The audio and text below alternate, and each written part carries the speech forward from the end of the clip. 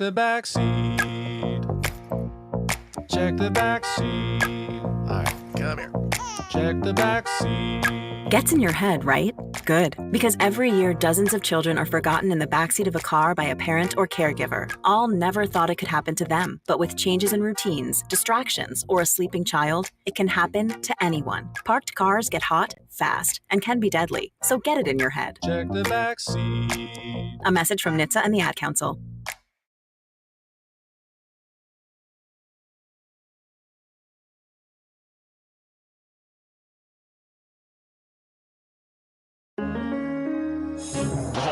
Crossover. Oh, killer crossover. Just crossover. It just crossed him over nastily. Another victim to the crossovers. Cross him up and sit him down. Time for the crossover, powered by Everlevel Concrete Repair in Omaha at everlevelconcrete.com. That is John and Josh, the Sunglasses Boys. Hello.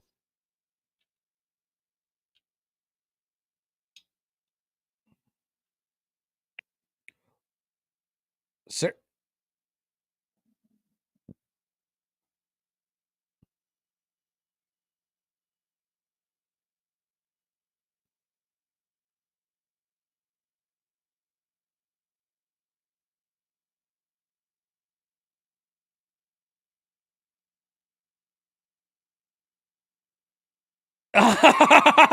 Chili, that's white chicken soup. Ah, okay. There ain't no such thing as white chicken chili. It's called white chicken soup, but today it's chili.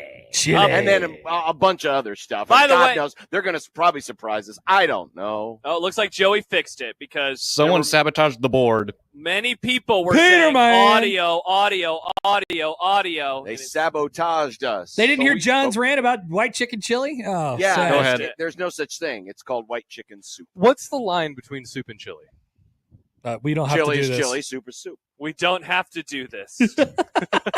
I mean, I chili want to start the show literally- off well. You know, I don't need Yeah. to. I don't need to be arguing about soup. What's a hot dog? Is it a hot dog or is it a taco? What do you want to talk about today, Happer? I don't know. Yeah, this is all you. Oh, you did get your hat, by the way. Very nice. This is a great hat. This is my first ever 1620 The Zone hat. Courtesy, really? yes, not courtesy of 1620 The Zone, but instead courtesy of Mitchell Engraving. Thank you. Thank you, Mitchell. Thank you, Mitchell Look Engraving. at it, John and I. We got our hoodies on. We got our We hoodies need more on. zone. How cool would it be if we had zone gear that we could sell to our listeners? That'd be cool.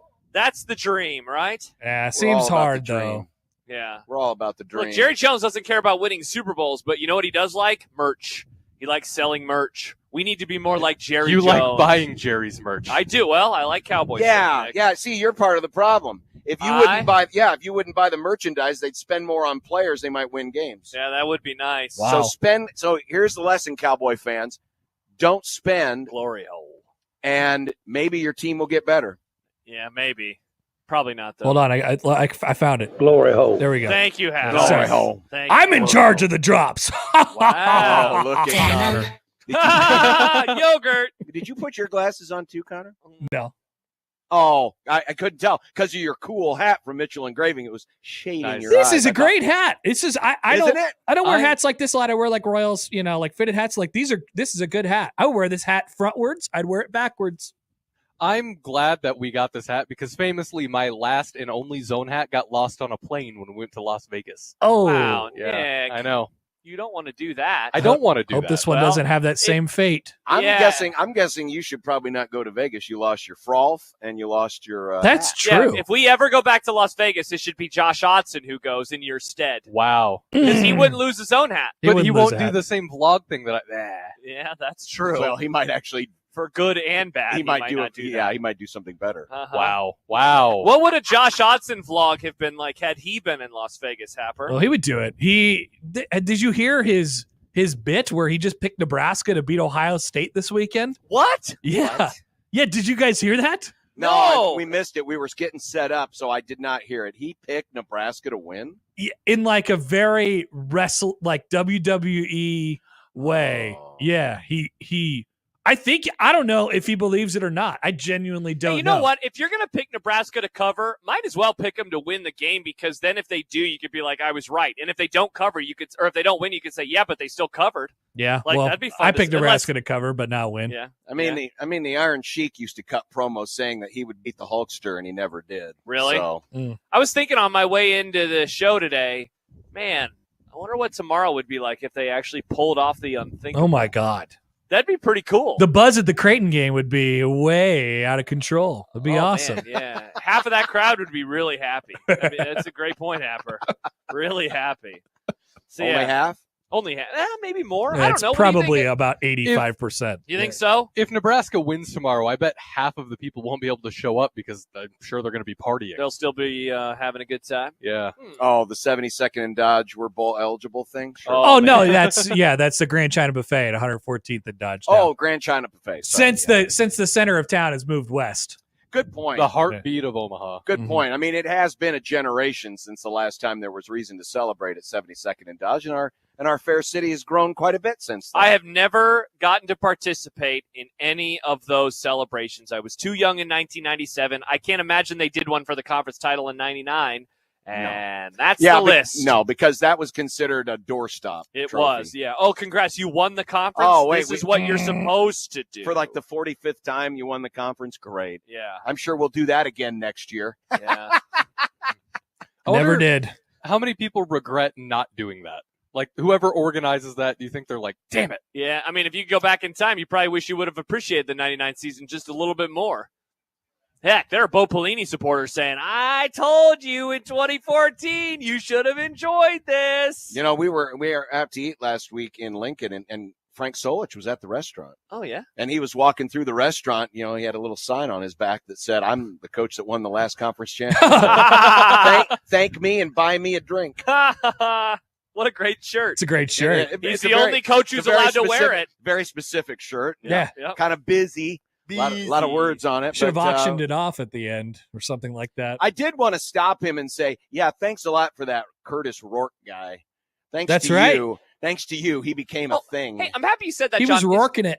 Yeah, is that why Sipple talked to him? Because I was like, why is Frank Solich watching so much Indiana football? And why is Sipple reaching out to Frank Solich to talk about it? It's only because of Rourke, right? I mean, Sip probably reaches out to Frank on the regular. That's true. Hey, can you answer any questions I have about Rutgers? hey, listen, Bobby Newcomb, did you really think he was better than Eric? He does Sipple does just call like his guys, you know? Yes. Oh, yeah. Probably Bill Moose, you know? I was talking Where's to him the book, Bill? Where is the book? Where's the book, Yeah, Bill? we're still waiting for the book. You know what? This season is the curse of the book. Nebraska's not going to get better until we get that Bill Moose Yeah, where's book. that book? By the way, our friend from Mitchell Engraving has just DM'd us here on the YouTube chat. He says, Nebraska wins tomorrow, I will send you guys 20 hats to do giveaways. Wow. 1620, the 20 hats. 1620, the Mitchell Engraving hats. This is awesome. Look at that. Thank you, Mitchell Engraving. Now Nebraska's got to do its part and win the game. Oh, it's just one step away. Can we get 10 hats if for some reason we're allowed to tie? Oh, interesting. If it goes to overtime. If it goes to overtime, can we get 10 hats if it goes to overtime? Or do you get like a cover hat, you know, like cover hat.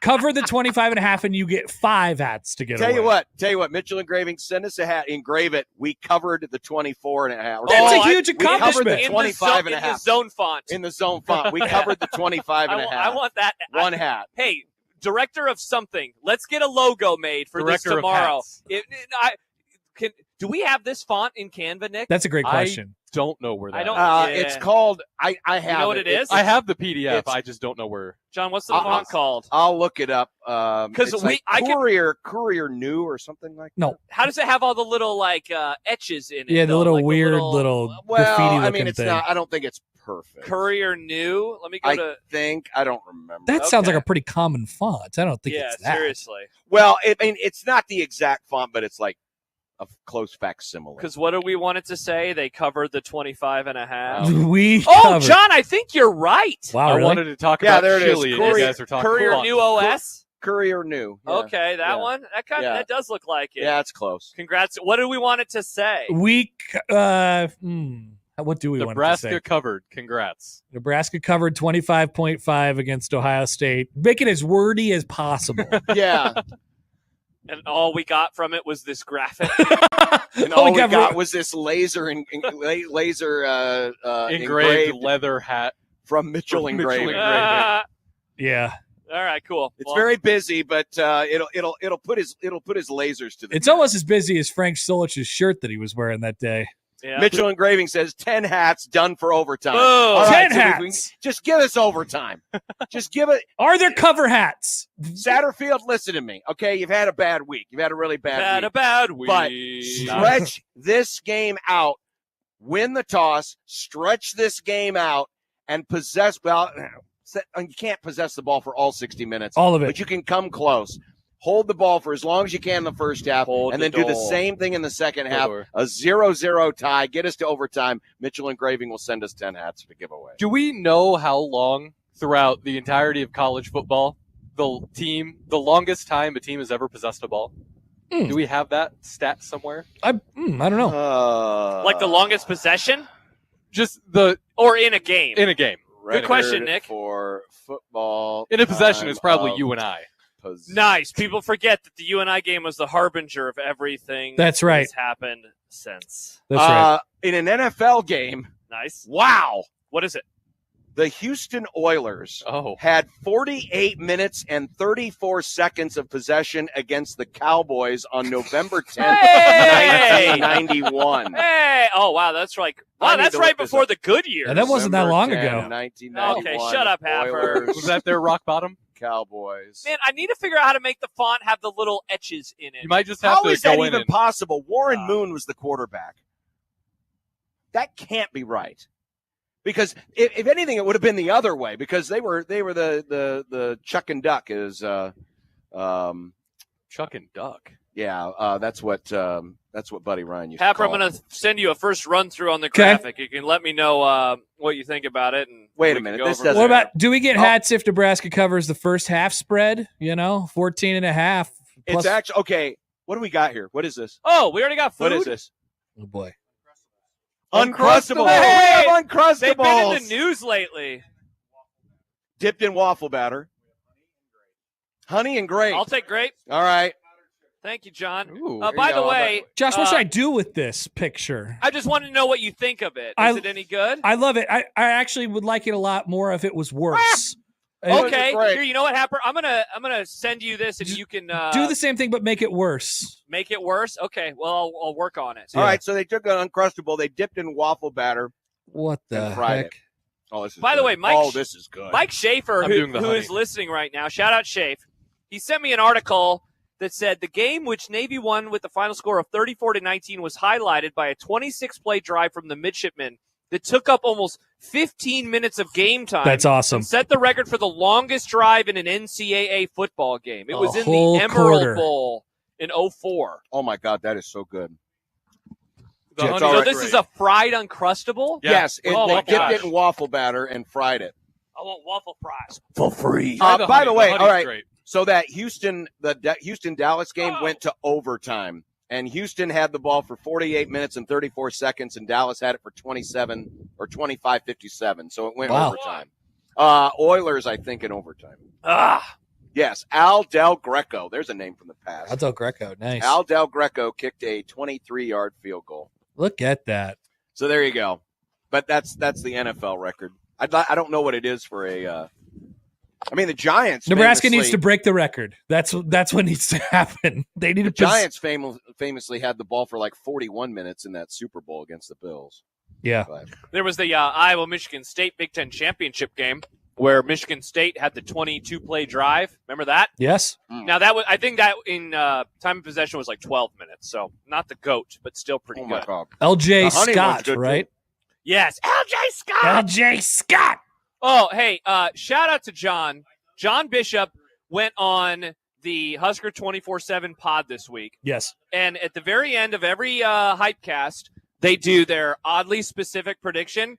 Oh, And yeah. John's was about Gus Johnson doing his usual stuff for when that was fantastic. Dylan Raiola comes out on the field, Happer, but it's actually Heinrich Harburg, and they run a play, and then Joe Klatt has to correct Gus. It was actually Heinrich. It was one of the funnier moments that John has ever had. Good job, John. Very funny.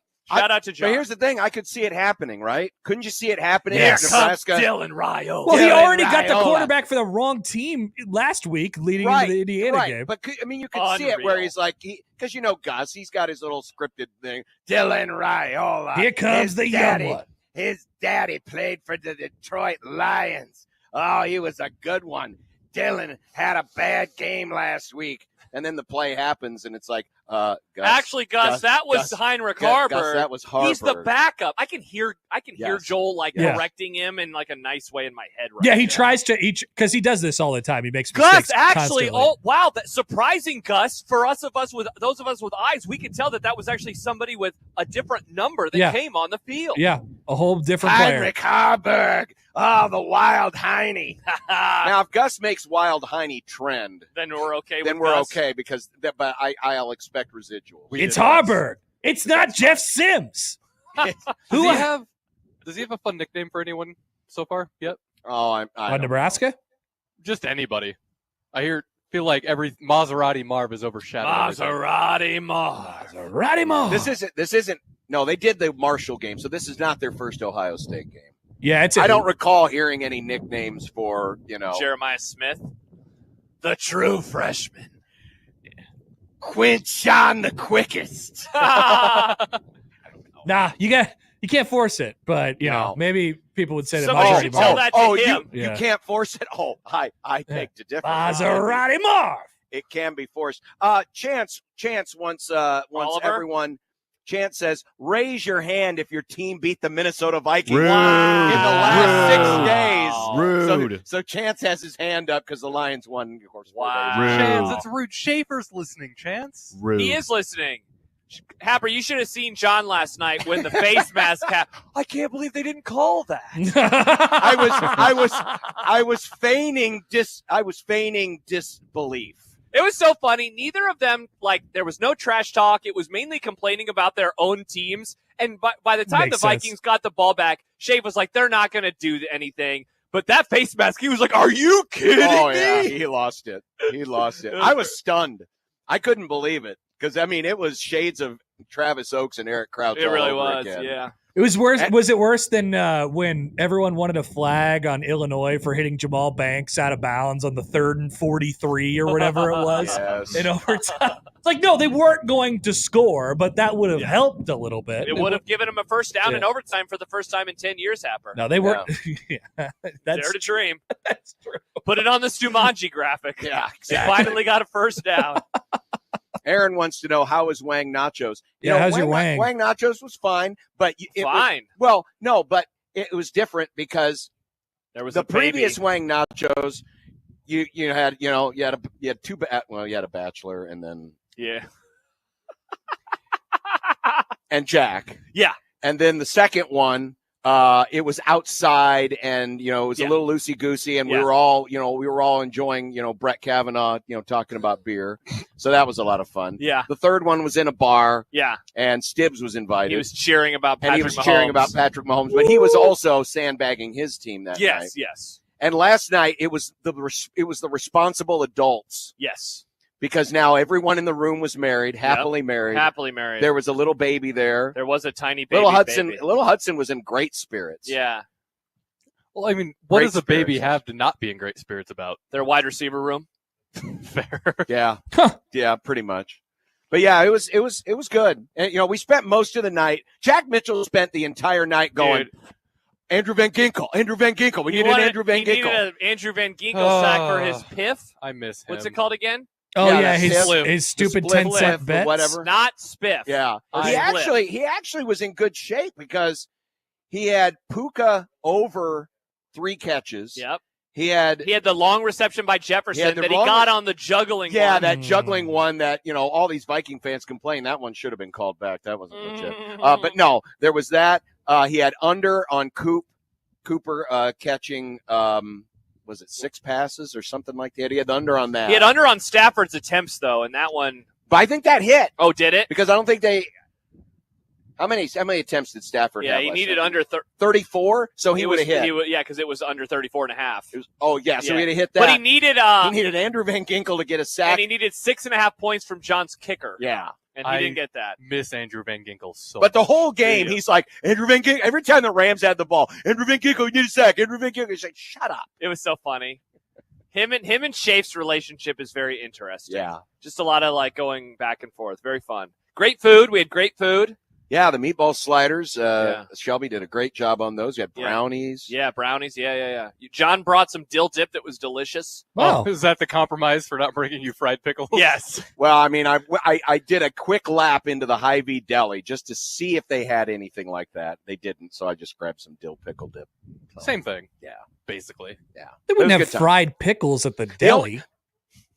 Well, they might. That's fair. I told Johnny he should have called a bar and gone by and picked it up at Probably the be bar. at the frozen section. I bet they have I them didn't in there. drive past any bars on the way. Was it there. Boiler? Any bars, sports bars? Is it Boiler Room? No, I think because that's They right. do I live came in in a the- wild part of town. Well, It's I in came in the Kansas back City. door. I came in the country. You came in the back door? Same. So Happer, I couldn't believe it because my GPS is like get off at the That's right. outlets, Yeah. and I was like, what? Yeah.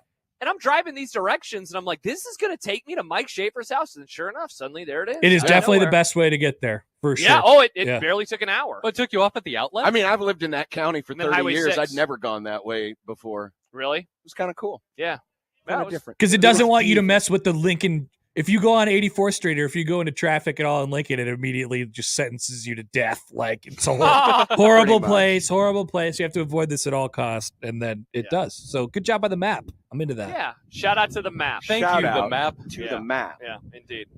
So the Wang was good. It Oh, was yeah. good camaraderie. Great camaraderie. Great camaraderie. Excellent football game. Perfect result. Yeah. I did have the Rams to cover in my pickup Did, as well. So Did Should have taken them on the money line. I Did know, Jack Piff the over under amount of references to Al Michaels eating vegetables? no, he should have. Yeah, it would have been over Yeah. again. Well, that was the only drawback from last night was Ah. Shafe's internet, or at least his Prime feed, Yes. was a little wonky. and Struggle so, bus. So there were a few occasions where it would break up. And Hey, my Prime was a little weird last night too. Maybe Really? that wasn't Okay. just a Schaefer thing. all right, well then that makes sense. I was watching on my computer. of all the streamers, right? Prime has the most difficulty for live sports. Yeah, it Paramount, never have a problem with Paramount. Never have a problem with Peacock.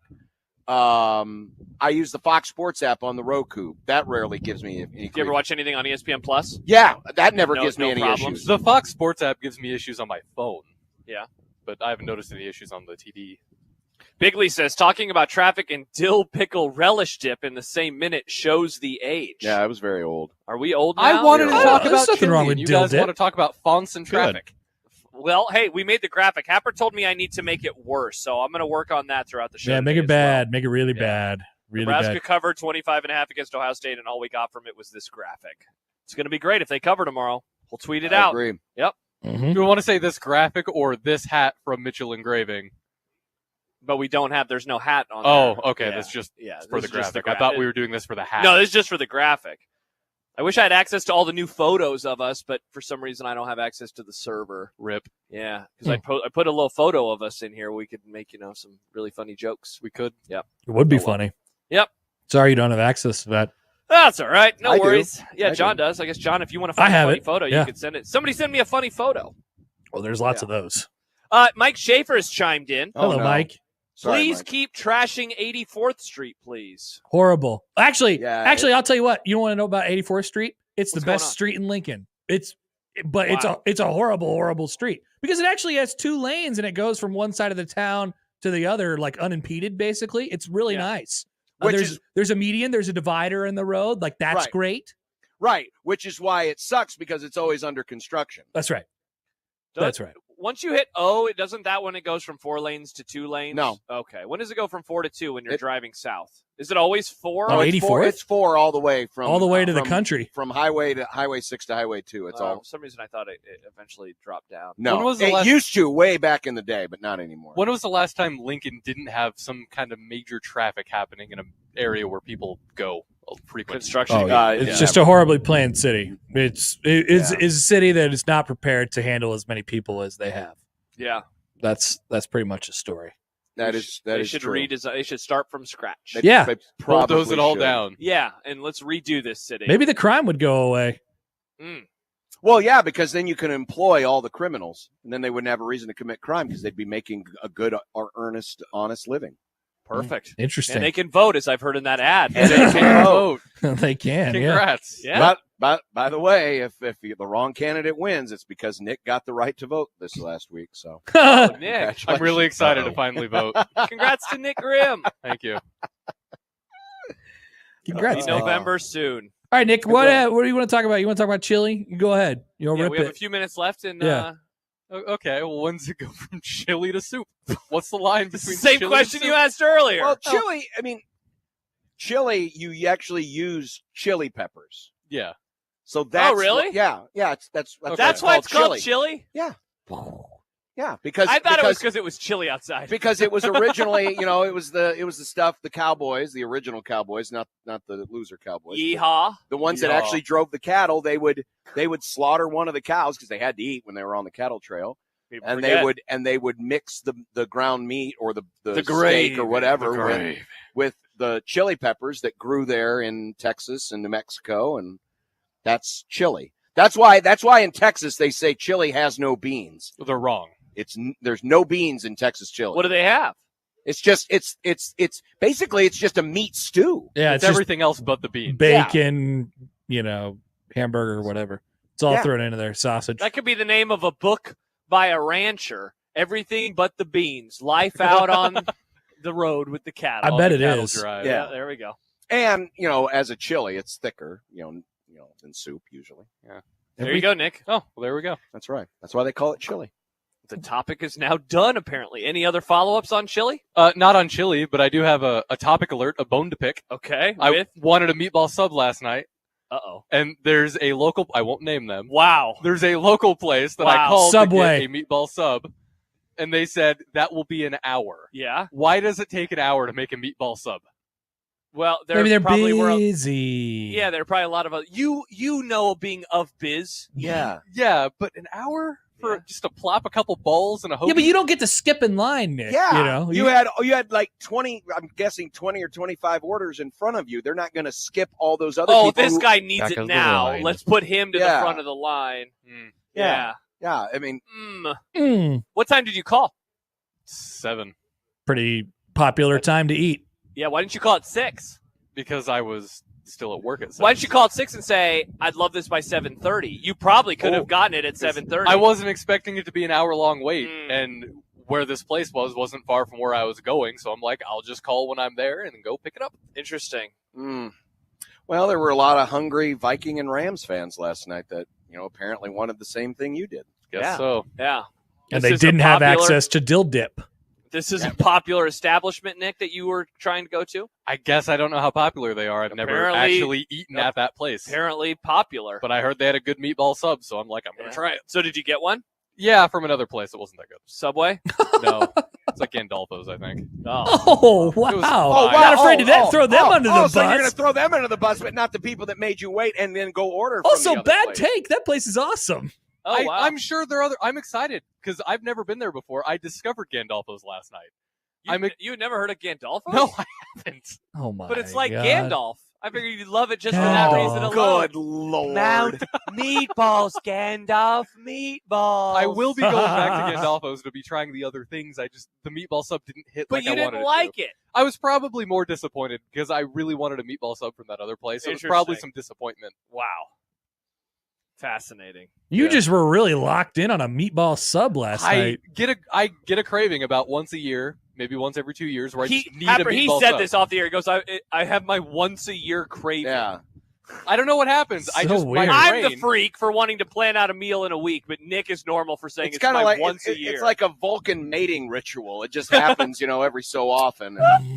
And instead of Nick going mad and needing to sow his wild oats, it's I just need a meatball sub. I just need a meatball sub. Charles writes, you can't Hello, put Charles. a time limit on sandwich artistry, Nick. That's right. Oh, yeah. It's a great point. Yeah, for sure. You know what? Yes, true. That's on me. I mean, you just want them to plop meatballs down, or do you want them to actually take the care to gently nestle the meatballs inside of the loaf Yeah. and drizzle on the marinara sauce and then get the nice melty cheese and put it in the salamander or whatever they call that. Salamander. I think that's what they call it, don't they? The Oven? The oven it's thing. It's like the little Yeah. broiler that Yeah, goes from yeah. the top. I think they call it like a salamander. I didn't know that had a name. David texts in, hope someone tuned in right as Nick said, plopping balls in. That would be nice for a lot of people. Chance writes, plopping balls on the bread. Plopping balls. on the Plopping bread. balls. Balls. Yep. I'm just, sometimes you got to wait for stuff. Sometimes that's the best part about it. You wait for it, and it's like, wow, this is great. Anticipation. Yeah. Have we discussed that meatball subs are kind of mid? No. I am It's always not true. disappointed with That's the meatball not true at sub. all. I'm always disappointed by them. Yeah. I love This meatballs. is a bad food take.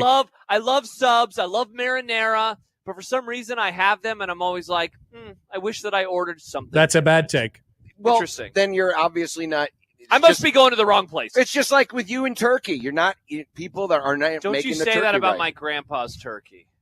You're the one that has the problem with your grandpa's turkey, I have not it with, me. I have it with all turkeys, but my grandpa's is where I eat it the most. Well, and that perhaps is the common thread between you and your dislike of turkey. Oh yeah, are No, you one? I Thanksgiving. forgot your Thanksgiving. Are you one of the turkey haters? You're like, oh, you Hell can't. yeah. Yes, You mean a dummy? him and some other guy that used to We're work not with allowed to us. say his name. That's anymore. right. Yeah. Dump that. Yeah. Yeah, Dump yeah. even referencing him. Yep, Yeah, that's yeah. true. Can we I edit apologize. this whole discussion out of the Yeah. podcast? Sorry, let's just take this part out. Yep, got to get rid of it. That's Yeah. just Gotta so get rid weird. I mean, it's Thanksgiving. Eat turkey. It's pretty normal. Exactly. I Yeah. have it. I just am always like, bummer. I wish I Josh had- is the one sitting down at the other end of the table, usually at the kids' table because he hasn't grown up to the adults' table yet. Well, that's where the football game is. So I like being at the kids' table. sit on there and he's Thanksgiving. like, just with a mopey face. Oh, Josh wakes up on Thanksgiving and is immediately sad because he has to spend time with family and eat turkey. No, Interesting. and watch the Cowboys. I mean, it's like a Yeah. perfect storm. That's the bad part. At least they played the Giants this year, so hopefully they get a win. Happy it's not the Commanders. That'd be bad. That would be bad. That would be bad, Happer. Don't they have like a pretty healthy Thanksgiving winning streak? Cowboys? Yeah. They've won 2 in a row. They I lost thought to it the was more than Raiders that. in 2021. Oh, that's right. They did lose. Yeah, to that the was a Raiders. horrible game. Good Lord. Yeah. Why are you doing this to me, John? No, I honestly thought the Cowboys had like a winning streak on I Thanksgiving. mean, yeah, once it's happening, twice is a coincidence. so I guess 2 is a winning streak. Yeah. Let's see if we can make it a trend. Congrats on the streak. Hey, thanks. We're trending. Yep, that'd be nice. Go Cowboys. John is trying to spoil the party today as we are broadcasting Yeah, live what's from John Omaha, talking Roncalli. about? Rules annual salary adjustment thus far. Apparently, he's doing the math right now on a contract buyout. That'd be my guess anyway. It's like, come on, man. We He haven't kept lost commenting yet. this to my show too, and I saw a bunch of numbers and a bunch of zeros, and I glossed over it. I don't. Listen, I mean, come on. They're not going to fire him. He's going to be around. They can still make a bowl game.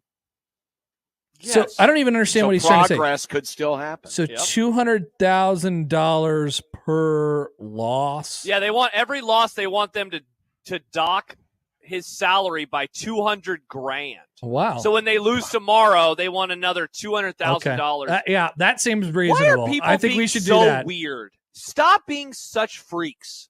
Like seriously. Well, they feel like settle down. Listen, you know why they're doing it? They know that they can't. They know their football team can't keep up with Ohio State, but their psychosis can keep up with Ohio State fans' psychosis. Great call, They John. are crazy. Yeah.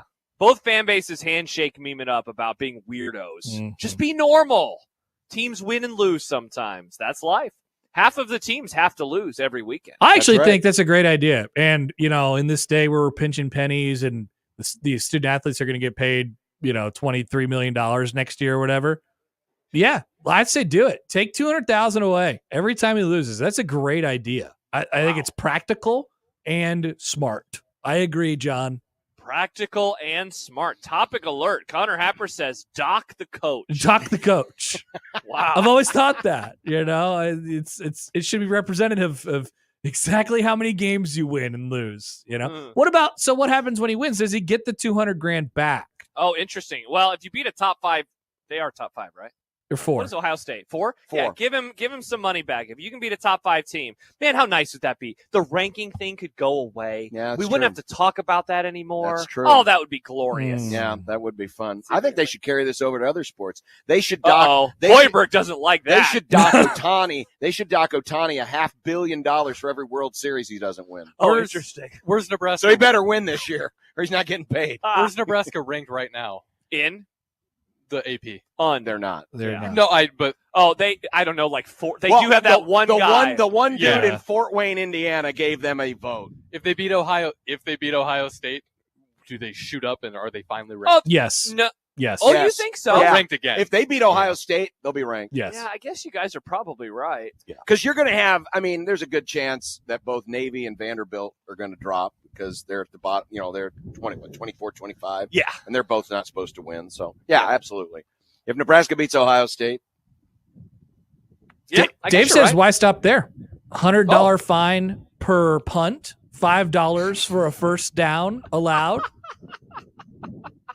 This That is would be great. hilarious. And it all goes to the NIL fund. It all goes to 1890. Yeah, great idea.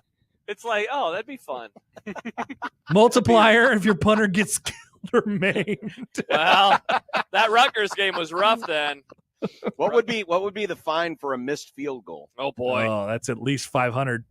Yeah, I was going to say $1,500. $1,500? Yeah, That's a lot of $1,500. $1,500 for a missed field goal? Joe in Vegas says they want to take away $200,000 per loss. If they did that during the Frost era, Frost would have had to pay the university back for being coached. That's the whole point. Yep. I like the idea of calling it the Frost error. The Frost error. Well, that is it was. That is what we call it. indeed What do it we was. got today? Oh! More free stuff? What? More What free is stuff. this? Oh! That's supposed to be for our sales guy. Oh, Nick. Okay. Deposit Hey, it into your account.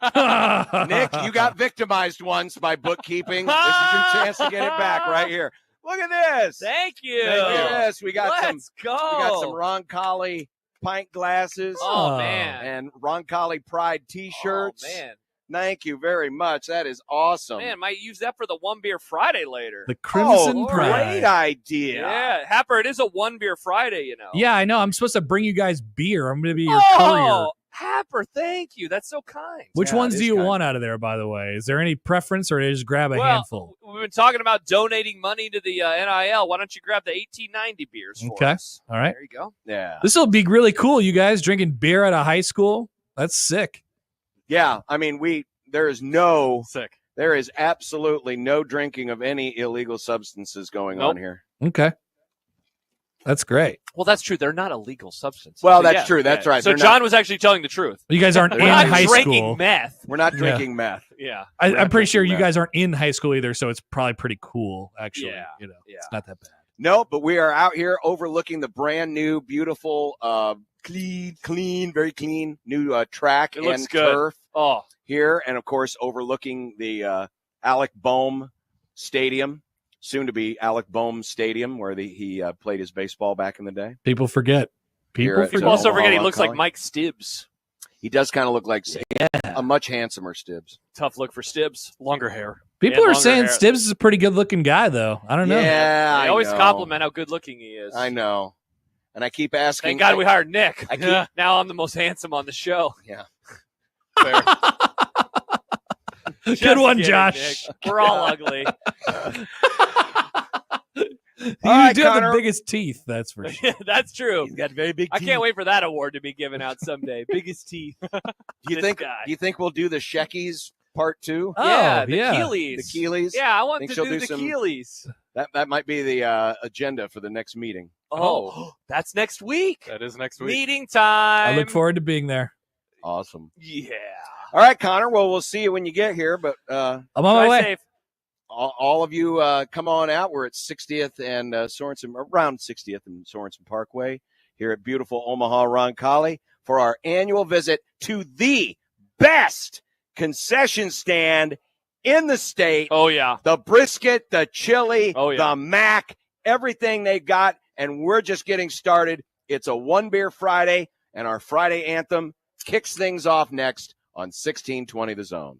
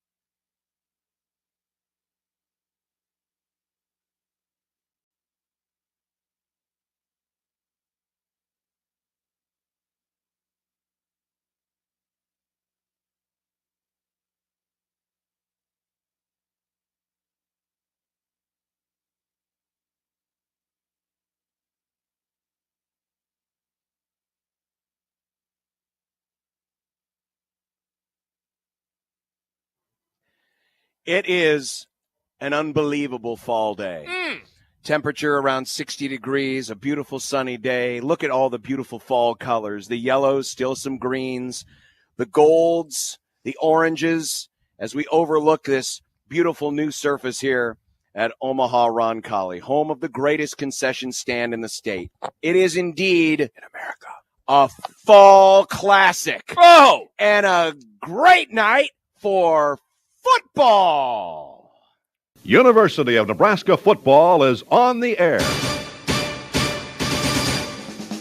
Toss it back to Burkett off the left side. Rex has a seam. 15, 10, Burkett 5, dives, he's in. Touchdown Nebraska, and the Huskers have come all the way back. You can feel it in the air, like lightning on the edge of the night. Rex Burkett, touchdown Nebraska.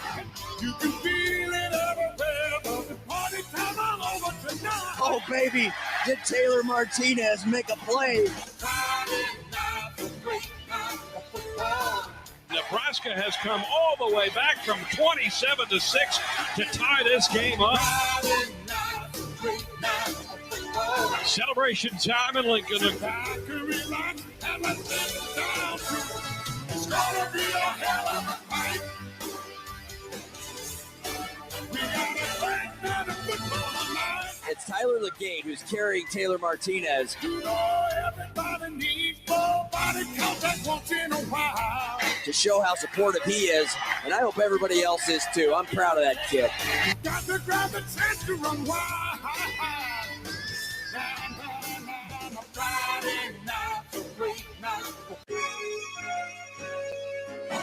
There's a fly ball out to right field. That ball is going, it is gone.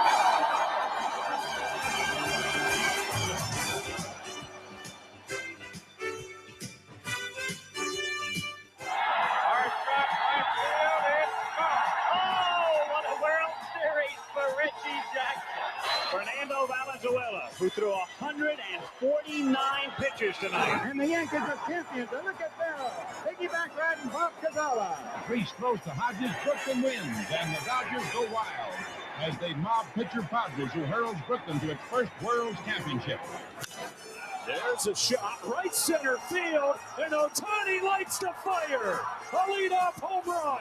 Right center field, Wynn beating it up, and it's going to defy the wind.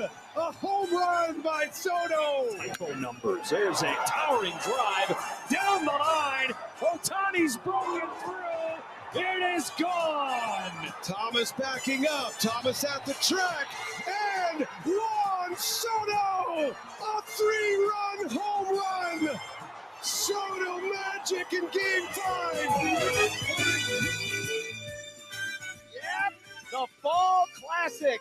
That's what baseball is all about, Josh Peterson. It's Dodgers and Yankees. It's your boy Ohtani. Go Ohtani! Aren't you excited? Hey, I'll have the game on tonight. I like the World Series. Yeah, well, you know, problem is there weren't any highlights from last week's game to really use in the montage, so I'm glad that we had Yes. glad that we had a game one. That we had to audible? Yeah, we called it an audible. But welcome, everybody, here to Omaha Roncalli, home of the best concession stand in the state. They have already delivered out the Uncrustables, the fried Uncrustables. They just brought out some fried mushrooms and delicious onion rings. Those are my kind of onion rings. When I say great onion rings, that is the exact style in which I am discussing. Oh, so good. These mushrooms are good too, by the way. Man, it's great being back. It is so good to be back. Yeah. We've been doing this now every year since 2018. Mm-hmm. We're here sometime in the fall. Sometimes it's early in the year. Sometimes it's later. This year, we are here on the last Friday in October, and don't know if we could have wished and asked for better weather than what we have tonight. This is fall Friday night football, man. It most absolutely is, and got a big game tonight here. Roncalli's taking on Louisville. Playoff spot potentially on the line. Two teams are 4-4, so huge game tonight. We're so glad that we could be here. So glad you could be here with us as well on the program, brought to you by our good friends at Union Bank, where your money has people, and we have so much to get to. It's even though it is, it's a typical Friday, right? Mm-hmm. I mean, we got all the usual stuff, but we're wrapping up. Thank God we're wrapping up this long week. Oh, it's been long. You were worried that it was going to be quiet. It has not been quiet. No. It's been loud. There has been anger. There have been people. So that's why you uploaded that video, because you were afraid we were going to go through this whole death march. So that's why you had Kevin Suits frame that question in such a way. Thank you, Kevin. That gotcha question of, well, how many yards do you think you'd like to see the team average? Yeah, we worked in cahoots, and so it gave to us. I didn't have a chance to listen, but I heard that Suits talked about that a little bit on the show this morning. What did he say about the thought process behind that question and what he was hoping for? What did he talk about? Well, he was just looking. He had been monitoring the yard per play that Indiana had in the game, and he was looking at the stat sheet, and he was just curious, kind of as a benchmark, just a point of reference, because Indiana basically averaged 8 yards per play. I mean, until they kneeled down, they were over 8 yards per play. It ended up being 7.8 or 7.9, whatever it was. And so it just kind of popped in his head. Oh, well, what's your goal? What's your goal? What are you shooting for? And that's literally where it came from. Interesting. And that was it. And of course, now folks think that, some folks, I should say, not all, but some folks think, it was some kind of a gotcha question. Gotcha. But there's nothing gotcha about it. It's just a pretty simple. Yeah. Google the definition of gotcha question. That was not a gotcha question. No, it was. It was just he didn't think it was going to turn into the thing it did, and then it did. Not at all. Yeah, because some local media hack tweeted out the video. Yeah, what a hack. With the question included in it. With the question. With all the context. And the full answer. Yeah. Well, here's your Grum Down presented by the Rooferees at John Higgins Weather Guard. Well, this is the wake. Now normally the wake happens after when people bring the potluck and we're actually eating before the funeral. Yeah. But we picked a great day to do it. Are the Rams back? No. And is Darnold's head still attached to his body? The question we need answered. Is there time for the Huskers to change again? Ooh, there are 5 games left, man. That's almost half of the season. Well, think about it. They played 7 games. Yeah. First 3.5 games, there was a certain narrative about Nebraska. Oh, yeah. And then especially starting with the game we were at Hong Kong when we were truck drivers. Exactly. That game, it started to change. But just like we've seen from other teams who have kind of gone through a metamorphosis this year, Wisconsin, great example. Yeah. Team that looked bad out of the gates, but has suddenly found a second wind. Well, Nebraska's changed. Can they change back? Yeah. Within the same season. We'll tackle that topic. Got college football games of the week. Basically, it's a pick and choose type of week. Man, it's a pretty fascinating slate. When you look at the schedule, when you look at the teams that are playing against each other, it is not loaded with the, blockbuster number 1 versus number 5 like we had last week. But there are a lot of good matchups and certainly some sneaky opportunities for more upsets to happen in a season that has already been filled with quite a few. Absolutely. We got a World Series for the ages tonight. We'll talk about that a little bit. Kent's Movie Club today. Aliens is the movie this week in Kent's Movie Club. He'll be coming up at 3:45 this afternoon. Of course, it's a Friday for a football game. We got a key party. We have predictions. It's a cross-strain one-beer Friday that we can enjoy in our brand-new Omaha Roncalli pint glasses. Yes. And, of course, we are live from Omaha Roncalli, home of the best concession stand in the state. Yeah, the mac and cheese is mackin'. Oh, yeah. The brisket is sliced. Nice. And instead of pulled pork, today they got chili. Oh. They got chili. In addition to, all the usual concession fare. And then, of course, you never know what they're going to surprise us with. Yep. We've already had the fried Uncrustables. Yep. And now the onion rings and the fried mushrooms. Yep. Who knows? I understand there are wings coming at some point. Hello. So, yeah, we're living high on the hog today. Yeah, Nick told us yesterday that he was going to be fasting. So did you do that? Nick fasted this morning after the bummer of a meatball sub last night. Yeah. But he will not be bummed by the food today. No. We would love to see you. We would love for you to stop by and say hello to us. We most certainly will. Would like to see you come by. We're here just off Sorensen Parkway, around 60th Street and Sorensen Parkway, Omaha Roncalli. Just look for the marquee out along the street. You'll know exactly where to go. 402-951-1620. That's the 42 Degrees The Source hotline by your mom's house. There's also the J-Tech Construction Zone Twitter feed at USC 1620. Should we put up a typical Bob Bishop poll yes, question? Yes. I'll get about to it right now. today's game. Get it out there and tweet it out to the listeners, the fine friends of the Grum. And you can also email the Grum, John at 1620thezone.com, Josh at 1620thezone.com, Nick at 1620thezone.com. It's the Equitable Bank inbox.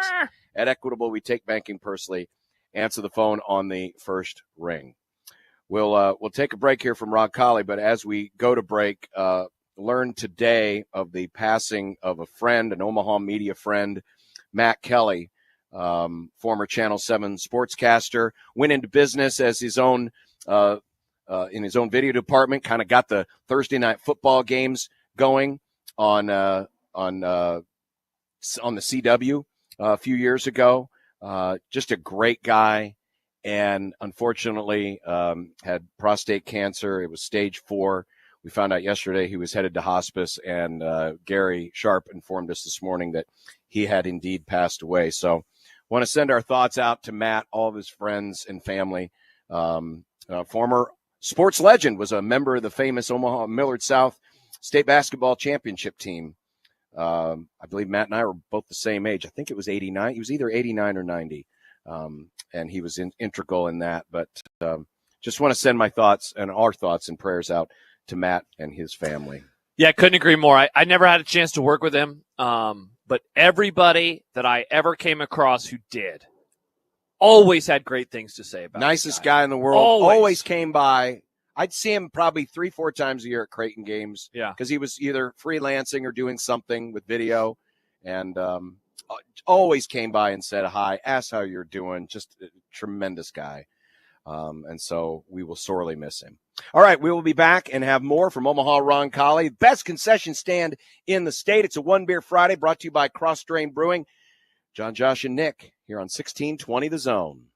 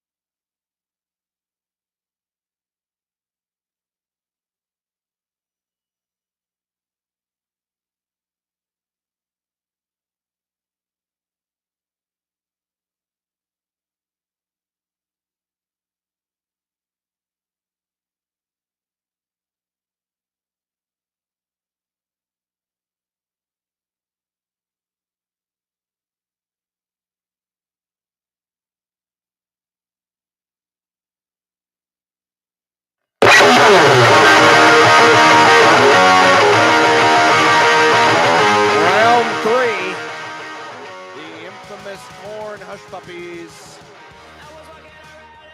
This is like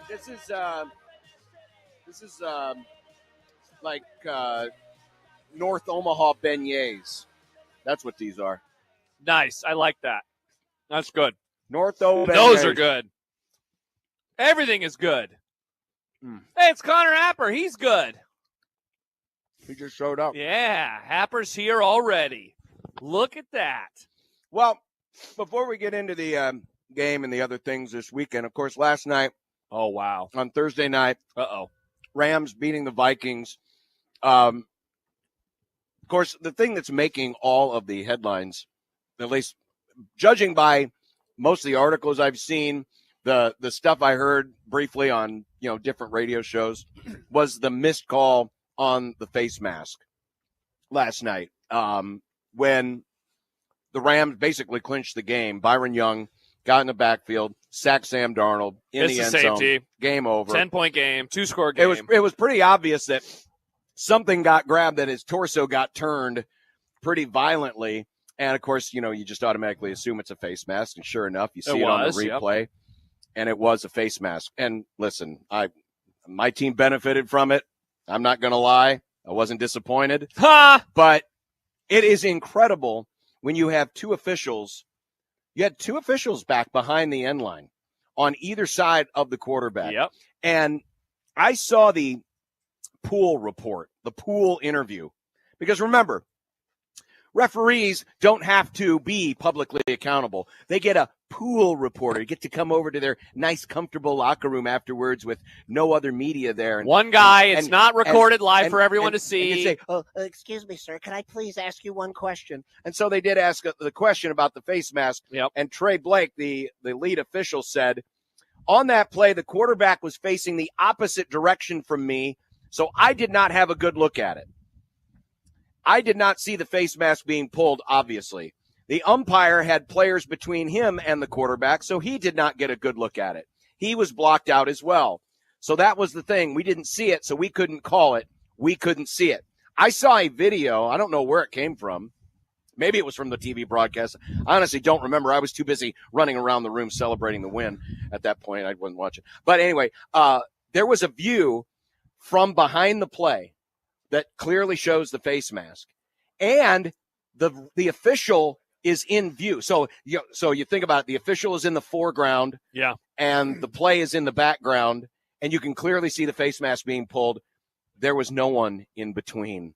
So there was no one being. So the refs are lying? So one of the officials, I think it was the back judge, not the lead official, who was quoted in this pool report, but definitely one of the officials was right there and could have seen it. Yeah. And should have seen it. I don't know how you missed that. Called it. I don't know how you missed that. Levine, Colorado. I was triggered. Flashback of Eric Crouch getting his head yanked around by Kansas State. And similar to the play in 1998 where who is the player from Kansas? Travis Oaks. Travis Oaks, what does he do immediately? He reacts in a way where he knows that he just gave Nebraska 15 yards and a first down. Oh, I can't believe what I just did. The same thing happened with the player from the Rams last night, and the penalty wasn't called. Do you have the tweet from him? Do you have the tweet from your Rams player? Did you see the one that was making the rounds earlier? Did Byron Young tweet out something last night? No, he did this more. Yeah, he quoted it and said, no, it was loud in there. I was covering my ears because it was so loud. Well, Michael Bruntz actually had a funny tweet last night that said something about, that's how a guy reacts when he gets a game-winning safety. And as I told Michael, and I'll say this to the rest of the world, Byron Young is like Barry Sanders. You act like you've been there before. You just simply hand the quarterback's head back to the official and act like you've been there before. That's all he was doing. Nice. That's all he was doing. Sam writes, the call is really a win-win. Now, Sam's a Packers fan. And I guess I maybe didn't even mention that. You'll figure it out over the course of this tweet. Because the Rams were going to win regardless, and now Vikings fans get to do their favorite activity, whining about the refs. Yes, indeed. Joey. The first words of the day for Joey on the announces air. his presence back in our 50th and Capitol Studios. Interesting. Look at that smile. Look at those pearly whites. I will say this, though. I mean, I know a lot of the focus is on this. And listen, as someone who loves to complain about the officials and point out when they do things wrong, I will hear you, Viking fan. I will hear you. But don't be a fool. They were still even if the penalty had been adjudicated, they were still going to have it back at their own 17.5-yard line with just over a minute to go and still needed to get down the field and get a touchdown, a 2-point conversion. So to me, as a Rams fan, the bigger story was, wow, that's my offense again. I recognize that. You were saying it from the jump. I mean, it was so different last night. Even though Kupp only had, 2 or 3 catches, he had 5. Oh, he did have 5. He had 1 for a touchdown. And Puka had a great game last night. Even though they were back, how it opened up everything. Everything was easier for him. You saw downfield shots last night from Matthew Stafford. Stafford looked like he had been re-energized. Shafe was so frustrated last night because he's like, how is 36-year-old Matt Stafford doing this? Yeah, especially the one play where he broke away from the 2 sacks. Right. Yeah, I mean, he was moving around. You could just tell there was a new energy in the team. But just having those 2 dudes back completely opened up the entire offense. D-Rob had a couple of catches for touchdowns last night. Everybody was able to get into the act. The running game, and Kyron, he's been the saving grace basically this season. Yeah. But it opened up lanes for him.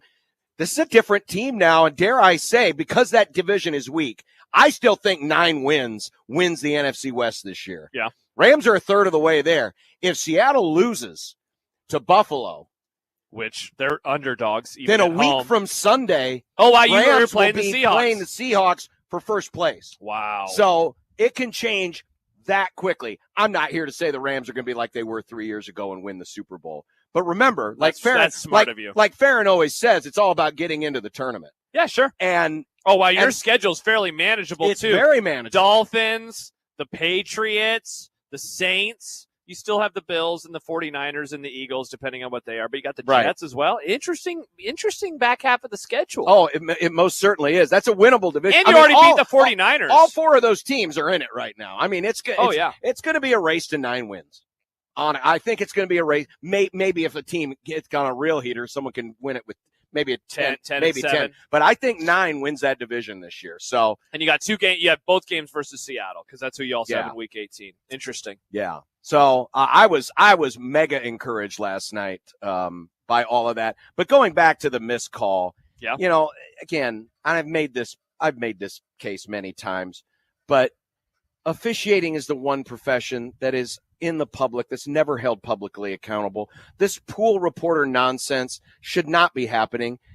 And I'm not saying every official should do a press conference after every game, but if there is a situation like what happened last night, where a call definitely impacted the game, what is the harm in having the official come in and answer questions from the whole press corps? Because one press reporter, and I'm sure this guy, he did what he was asked to do. I don't even know the name of the reporter, Calvin Watkins. I know Calvin Watkins. Calvin Watkins. Yeah.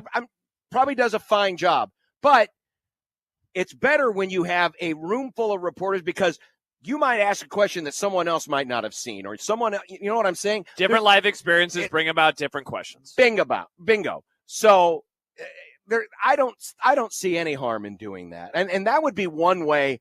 I'm not saying it would fix officiating for the better, but I do think it's always good to hold people accountable. Anytime you're held accountable. It's like when you ask somebody a question about yards per play. You just learn things. You do. At the very least, we can learn something. Things. Do you think that a face mask or non-face mask should be a reviewable? Should you be able to challenge it? Now, there were fewer than 2 minutes, so they would have had to. See, okay. Well, it would have gone upstairs. Okay, let me. I'm going to ask this a different way. Why shouldn't this penalty be exactly like what's the nomenclature for the quick fix that they get from New York on calls where it's like, actually, hey, the expedited review. Why is now? I guess the answer is because this isn't a reviewable play. Right. I mean, you'd have to make the play reviewable, and I wouldn't have an objection to that. Yeah, I mean, it's a personal foul. It's really cut and dry. Yeah. It's not like in college where it's targeting. There's no opinion to this. Yeah. It is, did you grab the face mask? Did you not grab the face mask? I would go a step further, and I liked it back in the day when you had the 5 and the 15. The inadvertent 5. Where if you touch the face mask, it was 5. Versus the pull and grab. And I'm not saying last night was an inadvertent face mask. That would have been it would have been a 15-yarder.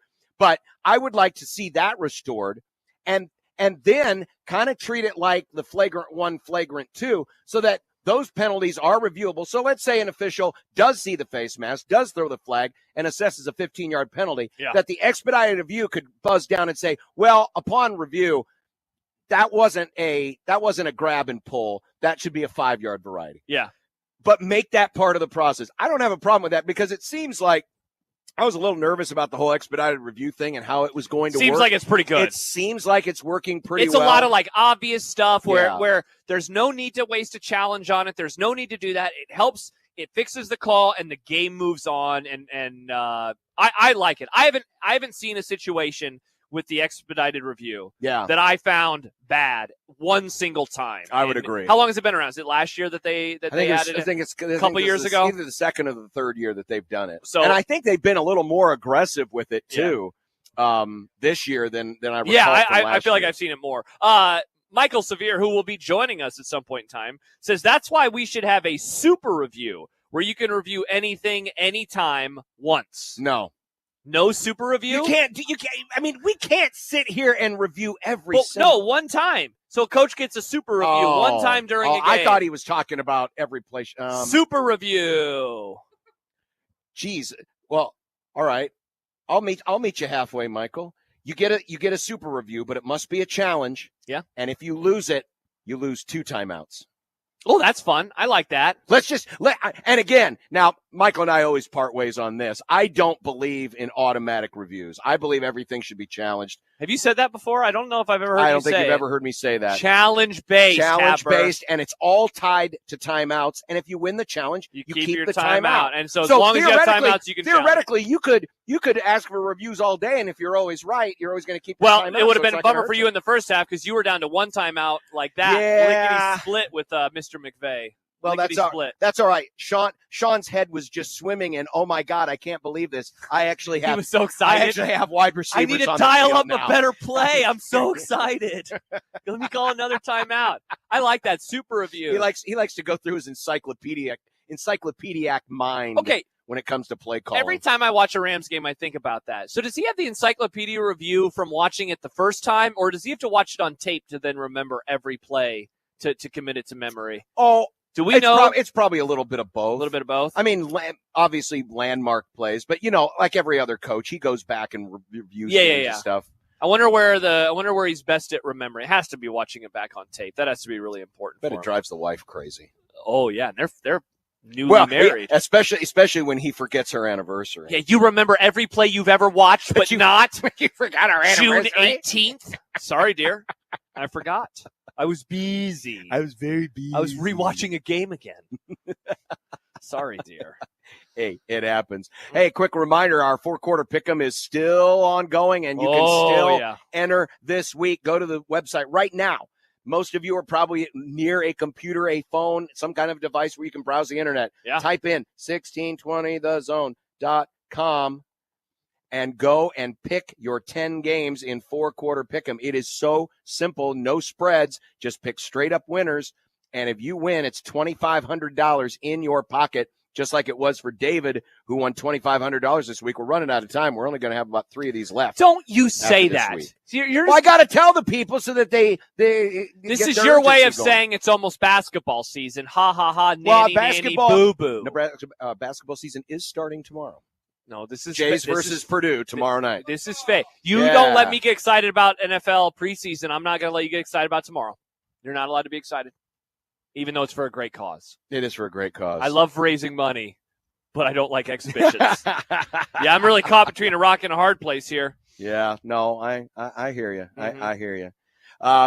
We'll take a quick break and come back because when we do, I want to got a couple of communiques this week regarding the coaches. Okay. And, oh no. Yeah. Fire him? No, not that. But but we'll respond to those. Extend Satterfield? We are here at Omaha Roncalli, home of the best concession stand in the state. Connor Happer has come out to join us. He's already the mushroom. I think me and him are the only ones that had the mushroom. Mushrooms are awesome. I had a mushroom. You had a mushroom? I'm anti-mushroom. Mushrooms are awesome. More for you guys. Good ranch, too. Very good ranch. Very good ranch. It's my kind of ranch right there. You bet. But we are here at the best concession stand in the state for a One Beer Friday, and we will be back. If you want to join us, did we get the poll question up? By the We way? got the poll question up. It is available right now at USC 1620. Oh, that's no fair. You didn't give a Nebraska option. Oh, you stop it, John. There are 3 options in the poll question as I find it. Here it is. Nebraska is a 25.5-point underdog. What happens tomorrow in Columbus? The first one, Huskers pull the shocker. The second one, Nebraska covers, OSU wins. Or the third one, pain. The Buckeyes roll. Vote now. Go vote now. JTech Construction Zone Twitter feed at USC 1620. I cannot get over how beautiful it looks out there. It's gorgeous. The green grass of the baseball field, the green turf with the crimson pride end zones, all the beautiful fall colors on the trees. And look, the Eddies even came out and they sprinkled some dead leaves on the ground to make it look like it was actually fall. That's so nice of them. Yeah. They save them. They keep them in the back for times like this. They do. They keep them in the back. They do great work. They're probably the same leaves that I'm still going to be raking for many, many, many minutes to come. Nice. We're here live at Omaha Roncalli. It's the Grum on a One Beer Friday on 1620 The Zone. Nick Grimm for Circus Sports Iowa. The long wait, it's finally over. The World Series starts tonight, and I couldn't be more excited, especially with Circus Sports Iowa as my go-to sports book for all things baseball. Props, live in-game lines that update every single break, and of course, you can't forget about those tight money line splits. If you like the Dodgers, they're at minus 121. If you want the Yankees, they're the underdog at plus 111. You can play along with the World Series action anywhere in the state of Iowa with Circus Sports Iowa. Also, while you're there tonight for baseball, you can go ahead and put in all your picks for football this weekend. People forget football, pro football is still a thing, no matter how much I want to forget. Download Circus Sports Iowa today and don't go back. If you or someone you know may have a problem with gambling, call 1-800-238-7633.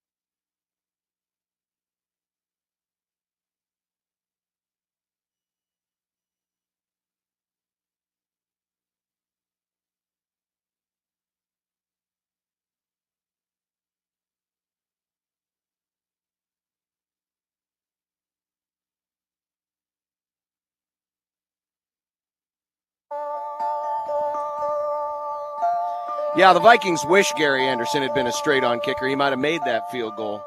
Oh, wait. That's wow. Why do you keep picking on the Vikings? They already had it tough enough last night. And then how about this? Christian Darrisaw, you remember that injury that he had at the end of the first half on a meaningless run that they could have just taken a knee? That they should have taken a knee on? Tore his ACL and his MCL. Ooh. I don't understand. Not good. I don't understand why in those types of situations, end of half, end of game situations, that coaches will run a play. I know that they're like, let's just run it straight up the gut. The play will be over, and then we'll go to the half. But stuff like that can happen, man. I think coaches should lean more into taking the knee at the end of games, end of half, in situations where they're not trying to score at all. Honestly, Josh, because of other things, we didn't really focus or talk much this week about Matt Rule's decision, one that he actually called dumb. He said a smarter coach would have done it differently. But the whole idea of, down 35-7, and they decided, nope, we're still gonna play out this game, like it's normal. And, we barely talked about that. And it's a similar scenario. You've already got a quarterback who's got a bum wheel. And by the way, Jack and I were watching back some of the game during breaks this morning when I was on his show in Lincoln. And, man, a lot of those throws, how he is coming up off of his plant foot and basically just using all upper body. And that's why it's floating. To drive the ball, and that's why it's floating and it's fluttering. But that decision, and listen, we all get it. We can all be the hero and, we're never going to give up the fight. But when you're down big, you're not going to come back. And you've already got a quarterback on a bum wheel. A, get his ass out of there. And B, shorten the game. Yep. Get Heinrich in there, run the football, kill some clock. I couldn't believe how long he was in the game. How long he was in the game in general. Harburg played the one series at the fourth quarter. At the very end of the game. That was it. Yeah. That was it. In a game that was over early. I mean, some would say, no, it was over in the second quarter, but it was really over in the third. It was over after the interception on Nebraska's first drive, and then they punched it in. When it went 35-7, that was ball game. Yes. And at that moment, you should have just cut your losses, cut bait, and said, this is what we're going to do. Yeah. And at the very least, change the way you're play calling. If that kind of stuff happens on Saturday, we talked about how this week is not going to probably change a whole lot because you are playing Ohio State. So the rhetoric of this week and all that, it's not going to get any worse. But I'll tell you this much. If they decide to play that same strategy again, if Ohio State's up 35-0 or whatever the score is, and they're still going for it and Dylan's still in the game, you better darn right. Me and a lot of other people are going to say, Matt Rule, what is your problem? Yeah, seriously. That does not need to be happening. You still got 4 games left after this one, and you got to find a way to get to a bowl game. And you got to keep that kid healthy. You got to keep the mindset of the program in a good spot. That's going to be one of my keys in particular when we get to stuff later. But you got to think big picture, I think, in this moment in time. Barring something crazy going on early where you're like, oh, my gosh, let's see what can happen here. This is more about either junk it up like Mike Schaefer said on Wednesday, and that would involve a lot of Heinrich Harburg, or Bill Callahan it up like he did against USC in 2006. Try to get to next week as healthy as and intact as possible and get ready for those final 4 games, which are, dare I say, winnable games, certainly against easier to beat opponents than tomorrow will be. Yeah, opponents that are more on your level. 100%. Because make no moans about it. 100%. Ohio State and Nebraska are on way different levels. There was a social media post that went out today from the Nebraska football account that a lot of people had reaction to. Every social media post does I guess you'd call it the game poster or the cover of the program, where it's just, something artistic just to say, hey, here's the game, here's the time, here's the network, be there, enjoy. And this one's, it's very cool. This is a really cool design. It's got, really cool. It's got kind of a 60s, 70s. I don't know. It's just. Oh, interesting. I was even thinking older than that. It might kind of like 40s or 50s. But it's very artistic, but they have one player featured on it. Yes, they do. And it's Brian Buschini. Hey, he's a black shirt. He's a black shirt now. He is a black shirt. He's a black shirt. But it shows Brian Buschini. He's playing the best football of anybody on the team right now. Punting. Yeah. Which, a lot of people had fun with it. Yeah, a lot of people did have fun with it. In fact, some of the different social media. Oh, wow, you got a lot of stuff up here. Yeah. I like the one from Spencer Hall. It's called Being Honest. It is. That was the one that made me laugh the hardest. Punter on the graphic, not a great start. Uh-oh. How fitting a punt. Sickos committee. Punters are graphics, too. They are indeed. They are indeed. Justin, social media team giving away the game plan. CFB says, I love that the punter in the photo is the graphic here. Yeah, it was roundly criticized. Well, not criticized, ridiculed. It was roundly ridiculed. Ridiculed on social media. It looks cool. Today. Looks cool. It does look cool. By the way, I should mention one other thing. Yeah. At least he's wearing the red pants. Nice. The red pants are back this week. Thank God. I'm happy for you. So at least they'll look good going down to defeat. Joey pointed out, one of our callers asked, what are the chances that Daniel Kalen gets some reps tomorrow? Which is odd because within the last couple of minutes, there was another reference to Daniel Kalen in the YouTube chat. John, are you expecting to see Daniel Kalen tomorrow? No. Yeah, why would we expect to see the fourth-string quarterback? I don't know. Or the third-string quarterback. Is he the third or fourth? Gramstad's on the depth chart, right? Is it Gramstad? I think it's Gramstad. Let me look. I've got the depth chart right here. Oh, wow. Look at you. You already have it open. Kalen has the third spot. He's third. Okay. Yeah, right. Gramstad's not even listed. They don't Okay. go 4 deep on the publicized depth chart. Okay. No, I don't. I mean, I guess theoretically you could. You. Why would you want to put him in that situation? First moment as a Nebraska Cornhusker, and you're going to throw him into the Lions' Den? Yeah. Versus the Buckeyes? Yeah. Yeah, I wouldn't do that. I probably wouldn't either. I wouldn't do that. I wouldn't do that either. No. We have we've gotten some questions asked this week. One email that we got asked the question, when was the last time since the post-Osborne era that we actually felt good about the entire staff in year 2 or year 3? I can't really recall, so why can't we get a coach who can put a decent staff together, or are we just looking at the wrong type of coaches? I thought Rule was trending in the correct direction. Not sure about it lately. Entire staff, the answer is probably never. Entire staff. Because fans and media are fickle.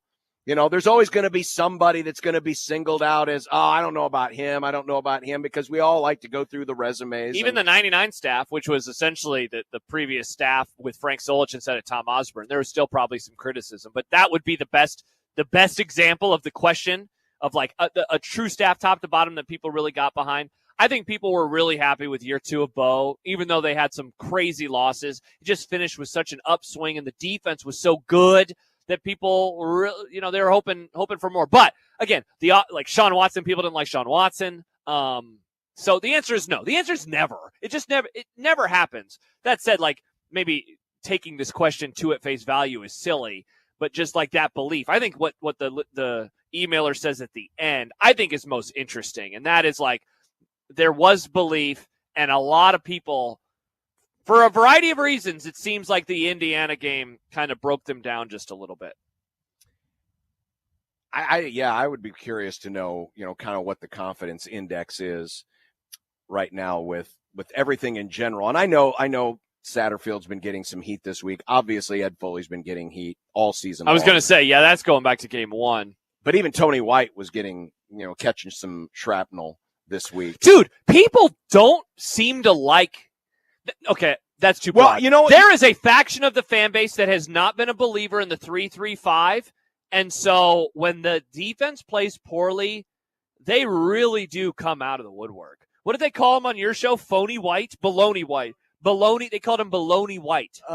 People, I don't know why. I think it's because he runs the 3-3-5 defense. People really don't seem to like Tony White, though. Some people really don't seem to like him. Guys, we always get so caught up in 3-4, 4-3, nickel, all this other Thank stuff. You, John. No, couldn't agree more. It has very little to do with that. A lot of times Nebraska's rushing 4 guys. Yeah. A lot of times Nebraska has essentially the same types of personnel on the field as a lot of 4-man fronts or a lot of 3-4 fronts.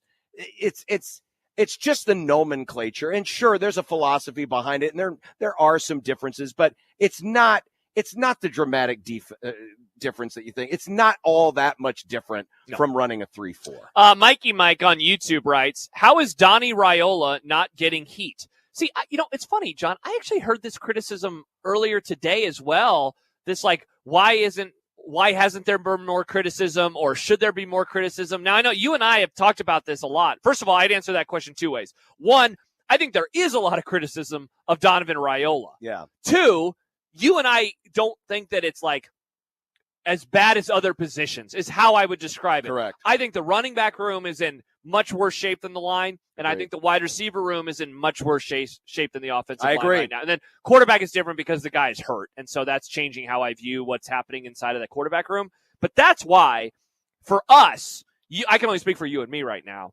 You and I haven't been going hard in the paint after Donovan Raiola, but we see holes. We see space. The running backs aren't going to where the space is. And I see it on a lot of these plays. Well, a lot of this, too, is there's still some residual from the past before Dylan committed, where it was, the only reason he made the staff in the first place was to try to lure Dylan. Yeah. And then when that wasn't in the cards, and yes, there was some criticism. I certainly had my criticisms about his experience level in taking a job like this. 100%. And I had my skepticism about, why he was kept on the staff. But then how they improved, especially last year, I took it back and said, listen, I think they're moving in the right direction. And I think, I think we were a little bit too harsh on him, but I do think there's some folks who are now seeing the window of opportunity reopening to coming back at him. That's because fine. I just want to because the running game's not as good, but they're still protecting the quarterback at a pretty good clip. And I still believe the collapse of the running game is a holistic problem, not it's just the line, it's just the backs, it's just the perimeter blocking. It's a combination of everything that has led to this problem. Also, the fact that schematically, Nebraska no longer has the threat of a running quarterback, which does make it easier for defenses to scheme against. Yeah, and especially if he's hurt. It makes it even easier. John writes, I'll say it, people are losing faith in Raiola and his ability. # sorry to break it to you. I assume he's saying that about Dylan, not Donovan. That's fine. He's caught in a lot of heat the last couple of weeks too. People aren't, now that he's hurt and he's struggling, his mobility is suddenly oh my gosh, they need a mobile quarterback again back there. And they're saying that in the broadest big picture ways of what they want from the program at large. I wouldn't lose faith in Dylan. He's not healthy right now. No. He can't play. You mentioned it earlier. You were watching some of the game this morning. He can't plant and throw the football. Watch his back foot tomorrow. I mean, dude, that's the first thing that I'm going to watch when Nebraska gets the ball. First thing I'm going to watch is what it looks like early when he has to throw. And by the way, this is the first drive. Remember, there's because that had the injury when it looks like he's hurt. That's second quarter. That's late second quarter. Right. But even on the very first drive of the game, he's coming up off of that plant foot, and he's using most of his upper body to drive the ball. Yeah. And it's sailed on him a couple of times. Yeah. So, it's been a lingering thing, and I don't know how much better it's going to get the rest of the way. The more wear and tear you put on it, it's not going to get any better unless you have time to really sit down and rest it. Mm-hmm. All right, coming up, we got Kent's Movie Club still on the way, but we've got a World Series battle for the ages. And no, this isn't just a Dodgers-Yankees thing. We'll talk about that and have a lot more coming up from Omaha Roncalli Catholic High School, home of the best concession stand in the state. Can't wait for the next round. Oh, yeah. Whenever it may be. But they're getting the field ready to go tonight for the regular season finale against Louisville. Here from Omaha Roncalli, it's the program on 1620 The Zone.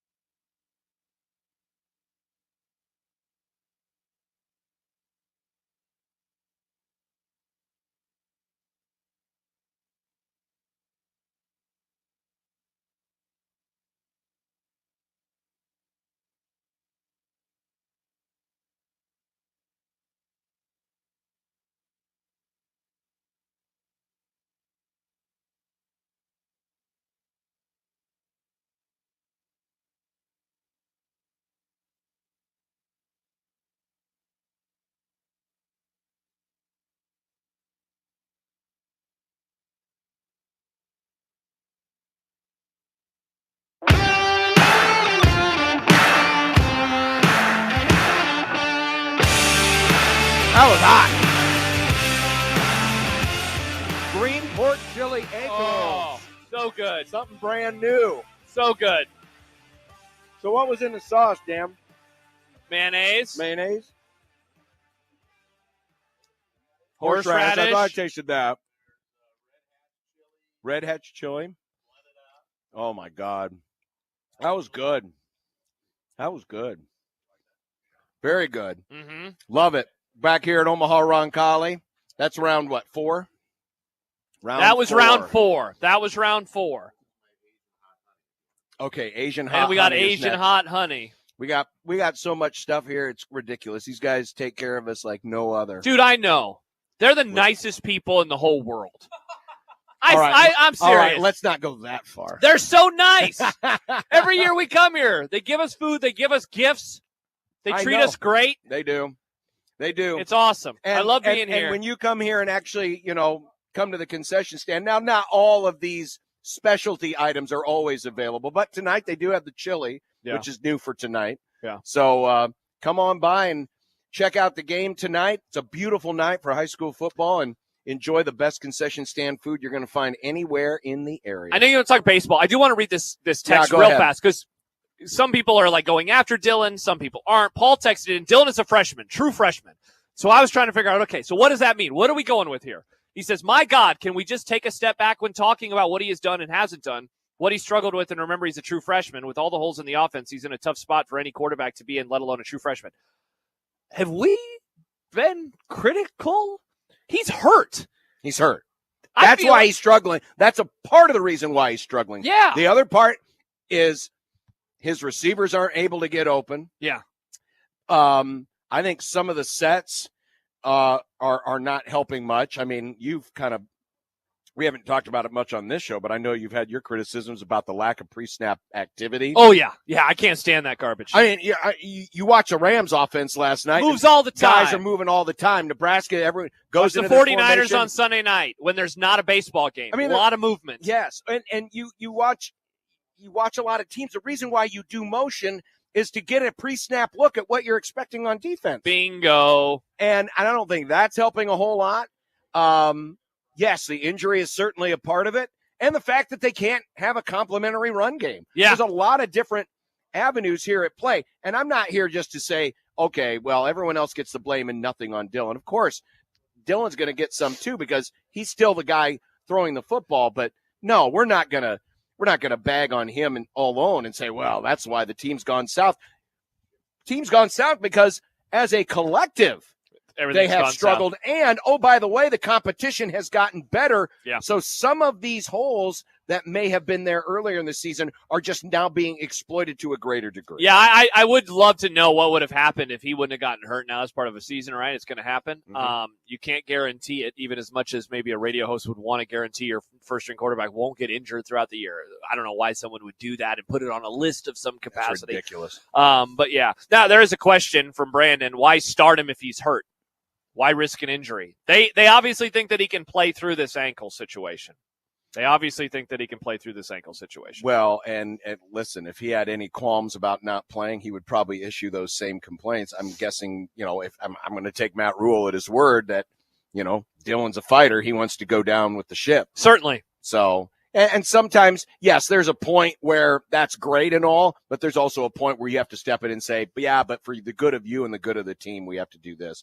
It obviously hasn't reached that point yet. Yeah. I'm very fascinated tomorrow to see how this game is managed, especially if it gets out of hand, which the point spread and a lot of people think that it will. Yeah. Tonight is game 1 of the World Series for the first time in 43 years.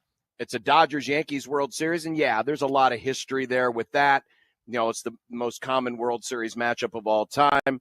All the legendary and Hall of Fame players from both sides who have been in this game. But when you look at this year and what it means for this year, it is the first time that home run champions from each of the two leagues will clash in a World Series since Mantle and Snyder in 56. Oh, my gosh. It is the first time that players with at least 9 wins above replacement square off in a World Series since Ted Williams and Stan Musial in 1946. Oh, my gosh. So Wow. this is how rare. And, of course, we're talking about Ohtani and Aaron Judge. Yeah. And when you look at the pathway that both, and there was a great story on ESPN earlier this week from Passon, Jeff Passon, that kind of told the story of both of these guys, their pathway to here, their journey to here, and how everything for it's kind of been different. People forget Aaron Judge had a very slow start to the season. He only had 2 home runs in the first 3 weeks of the season. And then sounds like it's the playoffs. Am I right? He really, yeah. Well, hey-o! But he's really started to heat up. Now he's there. Now, of course, the factor we're not talking about is Juan Soto. Yeah, Soto's been huge in this postseason. He's been ridiculous, man. But so has Max Muncy for the Dodgers. So has, Kike Hernandez has contributed. Teoscar Hernandez contributed. I mean, they're getting production up and down the lineup. And it's a fascinating battle, not just because you have these 2 megastars in the game, but you also have the strength of the Yankees starting rotation versus the strength of the Dodger bullpen. There's a good chance we may see another bullpen game out of the Dodgers. You only have, at least at the moment, one left-handed option out of the bullpen for the Dodgers. Of course, the Yankees have a ton of left-handed power.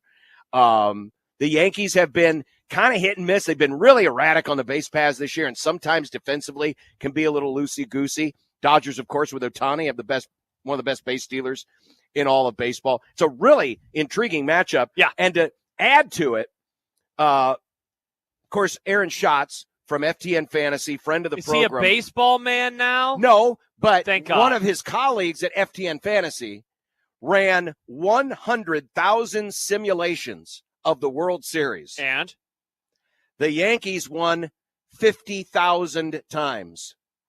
The Dodgers won 50,000 times. No way. That's Aaron Schatz retweeted it. No way. You got to believe Aaron Schatz. He would not lie to us. He's not a liar. Famously. He is not a liar. Put it in his Twitter bio. He's not. Wow, that's wild. That is wild. Do we think that these teams are that evenly matched? I know that me as the non-baseball watcher thinks the Dodgers are the way better team. I don't think they're the way better team. If they won in 5, would you be surprised? No, but that's baseball. I mean, sometimes you could have great teams go against each other, and weird stuff happens. Sometimes weird stuff happens because of the certain matchups. I think the Dodgers will win in 6. Okay, but the Dodgers have certainly looked the more impressive in the postseason. They've got the blowout wins. They dealt with the adversity in the first round, and man, they have come back incredibly strong ever since. They did. The Yankees are better in tight games. They've had a lot of them. So if it's a tight game, maybe the advantage goes to New York. So I still think the Dodgers will win it, but I certainly see a pathway for the Yankees winning the World Series. Yeah. Absolutely. If they can, the first key is they got to split. They got to get a split here in Los Angeles, and I think their best chances tonight with Garrett Cole on the mound. Yeah. Because one of the concerns for Flaherty that the Dodgers starter tonight is some of the velocity starting to dip just a little bit. There's a bit of concern about the velocity dip. So I think the Yankees might get the jump, and I think tonight's their best chance to do it. And if it goes back to New York, tied 1-1, then game on. I am not a TV ratings guy, famously. I hate that if this thing goes 7, it's going to end on a Saturday. That sucks. I don't want no Game 7 on a Saturday. What the heck is going on with this sport? What in the world is happening? It used to end on, when the Cubs won the World Series. Was that a Wednesday? It was a Wednesday. What's going on with your sport? Well, ending on a Wednesday is better than ending on a Saturday? You know what's not on Wednesdays? Power college football. That's why God invented many TVs. He did. Thank you, God. Thank you, God. Thank you, God, for 2 TVs and multi-box. Yeah. Quad box. Thank you, Jesus. All right, when we continue, it's movie club time here. Thank God for Kent. From Omaha, Roncalli. Man, it has been a good week for yours truly. My team beat up on Kent's team on Sunday and Shafe's team last night. Wow. Your team's next. Wait, And your team. Oh, you are playing his team soon. You're not seeing my team. Neither of us are making the playoffs, John. Neither of us. Coming after the Dolphins isn't a threat, John. Hey, those Dolphins can be dangerous. Can they? Ask Kugler. Oh, yeah. The only people they're dangerous to is themselves. Yeah, that's true. Hey, quarterback, go back out on the field without one of those protective helmets. Okay, I don't want to. It's a personal choice. Bingo. Kent is going to join us next as we review Aliens on 1620 The Zone.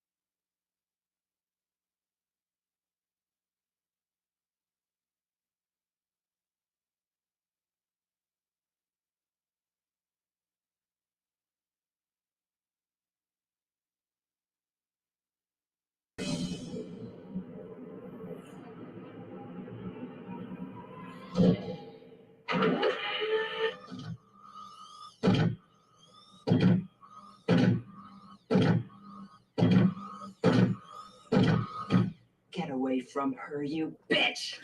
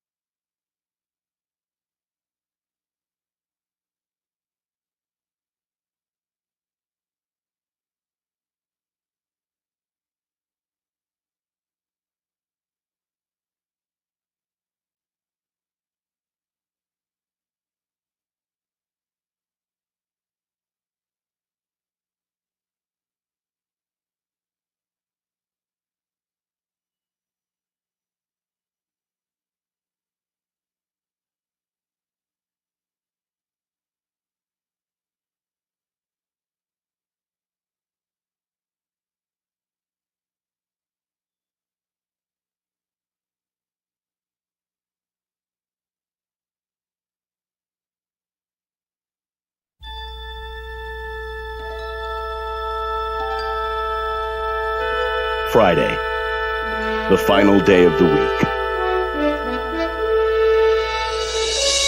These are the voyages of the program Unsportsmanlike Conduct.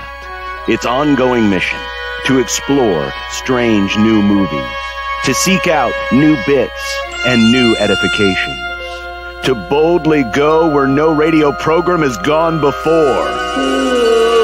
Oh, Kent's Movie Club. It's El Kent's Movie Club. El Kent's Movie Club. It's El Kent's Movie Club. The Friday tradition and spooky month comes to an end with this week's selection. It doesn't have to come to an end, John. You could pick a horror movie. You have the power. Next Thursday will be Halloween. We could all watch one more horror movie before Halloween. Be cool about it, John. Be cool. Well, I've already picked my movie because I've already watched it. Sad. And I'll give you a hint before we get to it. The Under is going to hit next week. Oh! But first, let's welcome in Kent Wolgamott of the Lincoln Journal-Star. Hello, Kent. Hi, Kent. Hello. Kent, it's a gorgeous fall day out here at Omaha Roncalli. It's a darn shame that we couldn't play this Nebraska-Ohio State game in Lincoln. It's a perfect fall weekend. Yes, it is. But on the other hand, do you really want to watch that in person? Great point, Kent. Now you don't have to be there in person to see thousands streaming for the exits. I mean, I probably wasn't going to be there anyway because I do have the basketball game to. That's true. To, you do here in Omaha. But yeah. Your point is well taken, Kent. The movie this week is Aliens. We did the original several months ago. It was about a year ago, wasn't it? Yeah. I can look it up here in a minute, but we did the original from 1979. This was the sequel that came out 7 years later. That's a long time. Yeah, a long time later. And to some people, to some critics, it was actually better than the original. We'll see what we all think of it in just a moment. But Nick, this was your selection. It was. So Aliens is in many ways a movie about motherhood. One woman is trying to protect her kid from getting eaten. The other mother is trying to prevent their food from killing her children. Stuff like that. But it takes place, 57 years after the events of the first movie. Sigourney Weaver's character wakes up from cryo sleep. And the company is like, hey, what the hell happened? You lost us a lot of money. And then she's like, an alien happened. And she's like, no, it didn't. Also, this colony that we set up on this planet that you claim there was an alien at, some weird stuff's happening. Oh, interesting. I wonder what it could be. Weird. Anyway, go check that out. So then they go check it out. Shocking. Aliens. That's the name of the movie. There's more than one alien. Mm-hmm. Aliens. Mm-hmm. And it starts out as a recon mission, and then they find the lone survivor of the colony, a little girl. And then as they try to escape this planet after they find all the aliens, a bunch of things happen that prevent them from escaping the planet until eventually they're able to leave and then fight the mama alien in one of the most iconic, I think, endings to a movie. There is. A lot of people have liked this. Like when I think of Alien, the franchise, I think of that scene, her in the hauler robot exoskeleton thing. So that wasn't a criticism of the opinion. It was more, I didn't realize that was an iconic moment. I think it's science fiction, obviously, and that's kind of where, and Kent, it's interesting timing in all this, because as we said, there was 7-year gap between the original and this one. When the original was made, Sigourney Weaver wasn't very well known. This movie is made basically in the wake of her hit in Ghostbusters. Mm-hmm. So she's become a bigger star at this point. And then in this movie, even though, she certainly was a ass kicker in the first one, but this one kind of took it up another level. And we're talking about, almost 40 years ago, back before, we had a lot of female or heroine heroes, who would fight these, weird beasts. And I thought, this movie kind of, just amplified her aura, I guess, as an action star. Well, absolutely. She was, at the time, they said she was the only woman actress that could open an action movie. That was what, that was always the phrase, could open a movie, right? Because once again, the business didn't quite work exactly the same way as it does now. But why that happened is because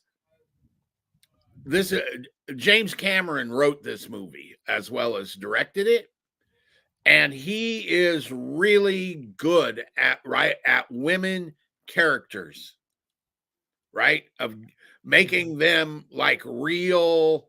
This wasn't a quote male gaze running around in a Wonder Woman outfit or something, right? She's this tough woman, basically, who then is able to play this role, and then bringing in the little girl humanizes her in a different way, and it allows her to process what she went through in the first movie by sympathizing with the little girl, right? Yep. So that's what makes it a better movie, right? In addition to the last hour being nothing but tension, right? What makes it a better movie is there's an actual characters that you care about, one in particular, and she's supremely she got nominated for an Academy Award for that performance. Wow. Which is almost unheard of for an action movie. And then the critics at the time said basically she out Rambo's Rambo in the last 30 minutes or whatever it is. What I really liked about this movie is that it didn't try to overshadow or be bigger than the first one necessarily. It felt like it more so built on to the first movie. So it feels like a natural progression. It doesn't feel like they're trying to just get bigger and bigger for the hell of it. It all makes sense how everything kind of progresses. Yeah, the plurality of the movie being aliens versus one singular alien. I don't think that could have gotten out of hands in the wrong director's hands. And Kent, like, watching it again this time, I just couldn't help but be blown away by James Cameron and, like, how he paces the movie and how he sets up scenes. I thought the music, especially at the end, there's like that little rumble that he always would have, like, right before a big moment. And I think that he does just like a really, really good job. You know, there's so much discourse about the guy all the time because, I mean, especially now he's just doing the Avatar stuff. But he is really good at making an action movie. We did, what was the one with Schwarzenegger? Terminator. We did Terminator 2, and he did Terminator 2. And that's another one of those movies where it's like he's just really good at setting up everything from scene to scene to scene. Absolutely. And the other thing that Cameron does, and regardless of what you think of the Avatar movies, he creates environments, creates a world. He's an excellent world builder, and in doing so, he this time, all right, your mission, James Cameron, was to make a sci-fi / horror thriller, right? That's really that's your mission here. And how do you accomplish that? He builds this world and then puts the characters from the alien, including the aliens, into it. And in Alien, which is essentially a slasher movie, right? Yeah. There's the slasher is going to get these people on this ship instead of getting the teenagers, right? So he drops her into, instead of a slasher movie, a war picture or a Western, however you want to, whichever trope you want to use, right? Very formula, like think Saving Private Ryan or something like the Seven Samurai / the Kurosawa movie that's been remade a million times, where these 7 guys get recruited to defend a village, right? And these outside are going to come kill the village. So it's that he takes that, creates these characters, puts them in that formula in a sci-fi environment, bang, and then knows how to pace a movie. That's pretty impressive. And he's done that with all his movies. Even if you hate Avatar, he's doing really the same thing. The thing that is unique about this, and why I thought it was better than the first, I liked the first one, but I liked this one better, was basically Sigourney Weaver's the only returning character from the first movie. Obviously, the artificial life, the cat character, is back, but it's artificial life, so it's just an android. But Sigourney Weaver's really the only returning character, and so they have to reestablish everything else. There's the dynamic of her coping with what happened. First of all, she was in cryostasis for 57 years. Yeah. So that's going to have an effect on somebody. So it's kind of a Buck Rogers situation going on. Then you have the dynamic of the corporation that she's working for not believing her story and blaming her for the loss of all of their equipment and their millions. I thought it was funny. They were talking about $40 million equipment. We think, apparently inflation didn't happen in this society, but that's they also still smoke. So you have the Paul Reiser character, who's like the Weasley, basically bean counter for the corporation, who goes with them on the mission. The camera, that one scene. You have the Marines, the colonial Marines, that she goes to investigate with, and that whole story. And then, of course, you have the girl and you have the aliens themselves. So you have a lot of different layers playing here that, weren't in existence the first time around. And it made it feel even though you're fighting the same enemy or same type of enemy, it felt very different because there's a lot of different layers going on that carried you through the whole thing. And like you mentioned, Kent, basically the last hour was nonstop, aliens here, aliens there. The scene when they're waiting and it's like they're X meters away, X meter. Like that scene is so good because okay, they're either up above or they're down below. Where are they going to come from? And so when they peek up there and they're turning the flashlight around and then you see them all crawling. I mean, just like, what a great scene. What a great scene of tension. I love a reason I love these Alien movies, and I haven't seen a single one until we watched the first Alien movie, are these themes of it's femininity, isn't it, Ken? The first movie, Sure. yeah. And then this movie deals with motherhood and the struggles of motherhood, and I know no mother's actually trying to protect their kid from a scary alien monster, but that scene where Sigourney Weaver is rescuing the little girl, and then she makes eye contact with the queen alien, and they essentially come to an agreement, an unspoken agreement. It's like, hey, let us leave or I'm going to burn your babies. Mm-hmm. And the queen alien's like, yeah, sure. But then you see the other egg pod open up. You're like, oh, and then she saw that too. And then it's the way that they were able to communicate without having to understand each other. I thought that was extremely well done. And the themes of motherhood, just within that, 5 minutes of that scene where the tension was boiling, by the way.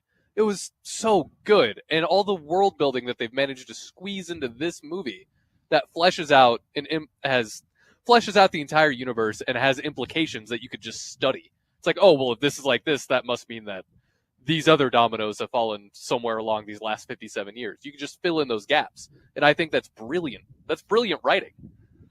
Ken, it might be difficult. I mean, we're going back 40 years, but I'm curious what you recall from the run-up to this, because it was a 7-year gap. You have a brand new director. It's no longer Ridley Scott. It's now James Cameron. You're still trying to extend the story. I'm curious what the reception was prior to the film's release and then what it was like after the film's release. Because like I said in the outset, a lot of people consider this to be better than the original. The run-up, as far as the advertising and whatever went, was, remember, this came after the Terminator. Yes. So this was Terminator director makes alien movie with Sigourney Weaver is back. So that was basically the setup. And so there was some pretty good anticipation for it. And then once it came out, it was like, how do I want to put this? I don't know of anybody that didn't like it, right? That actually saw it in that first couple weeks. And the critical reception was largely 85, 90% positive. And in some cases, I mean, I looked up, it was in my top 10 movies for that year, right? So it was really well accepted. There are two facts facts to know and tell, or one is a fact to know and tell, and the other one is something that has now baffled me for I don't know how many, since the movie came out, however many years that is. The first one is Michael Biehn, who is the Hicks, the corporal, the sort of semi-love interest, whatever, for Sigourney Weaver, went to junior high in Lincoln, grade school. Really? Oh, really? Yeah. He was born, I can't remember where, and his family moved to Arizona by the time he would graduated high school, but he grew up in Lincoln. Isn't he the same actor who played John Connor in the first Terminator? Absolutely is. Okay. Okay. That's what I thought. Is that going to be your second fact? That's the connection with, no, that's the connection with Cameron. Think about it. Okay. This isn't really I guess it's a fact, but it's baffled me for this whole time. Where did that line, it's going to be a vapor cloud the size of Nebraska, come from? Right? How did he pick Nebraska? Why? That means that Nebraska has made it that far in the future. So congrats, Nebraska. You didn't get destroyed. Good on us. Good on us. So apparently Ohio State's not going to win by that much. It won't be a vapor cloud of dust tomorrow. Yeah. That's what I'm talking about world building wise. Even in a throwaway line like that, you're like, oh, so Nebraska does exist in this universe. Hey, I wanted to read this email that we got earlier today, because we get some real fun emails about the movies that we pick. And this was from one of our listeners, Chris. He says, I can't listen live today, but I wanted to give my thoughts on the film. It holds a special place in my heart. Alien, my first favorite film of all time, and Aliens in my top 5 were a couple of first films I watched as a young boy against my parents' wishes. My cousin talked about them all the time, and they sounded awesome, but mom and dad thought they were too scary for little old baby me. So I snuck out to watch TV late one weekend because I knew Aliens was on, and I had to watch.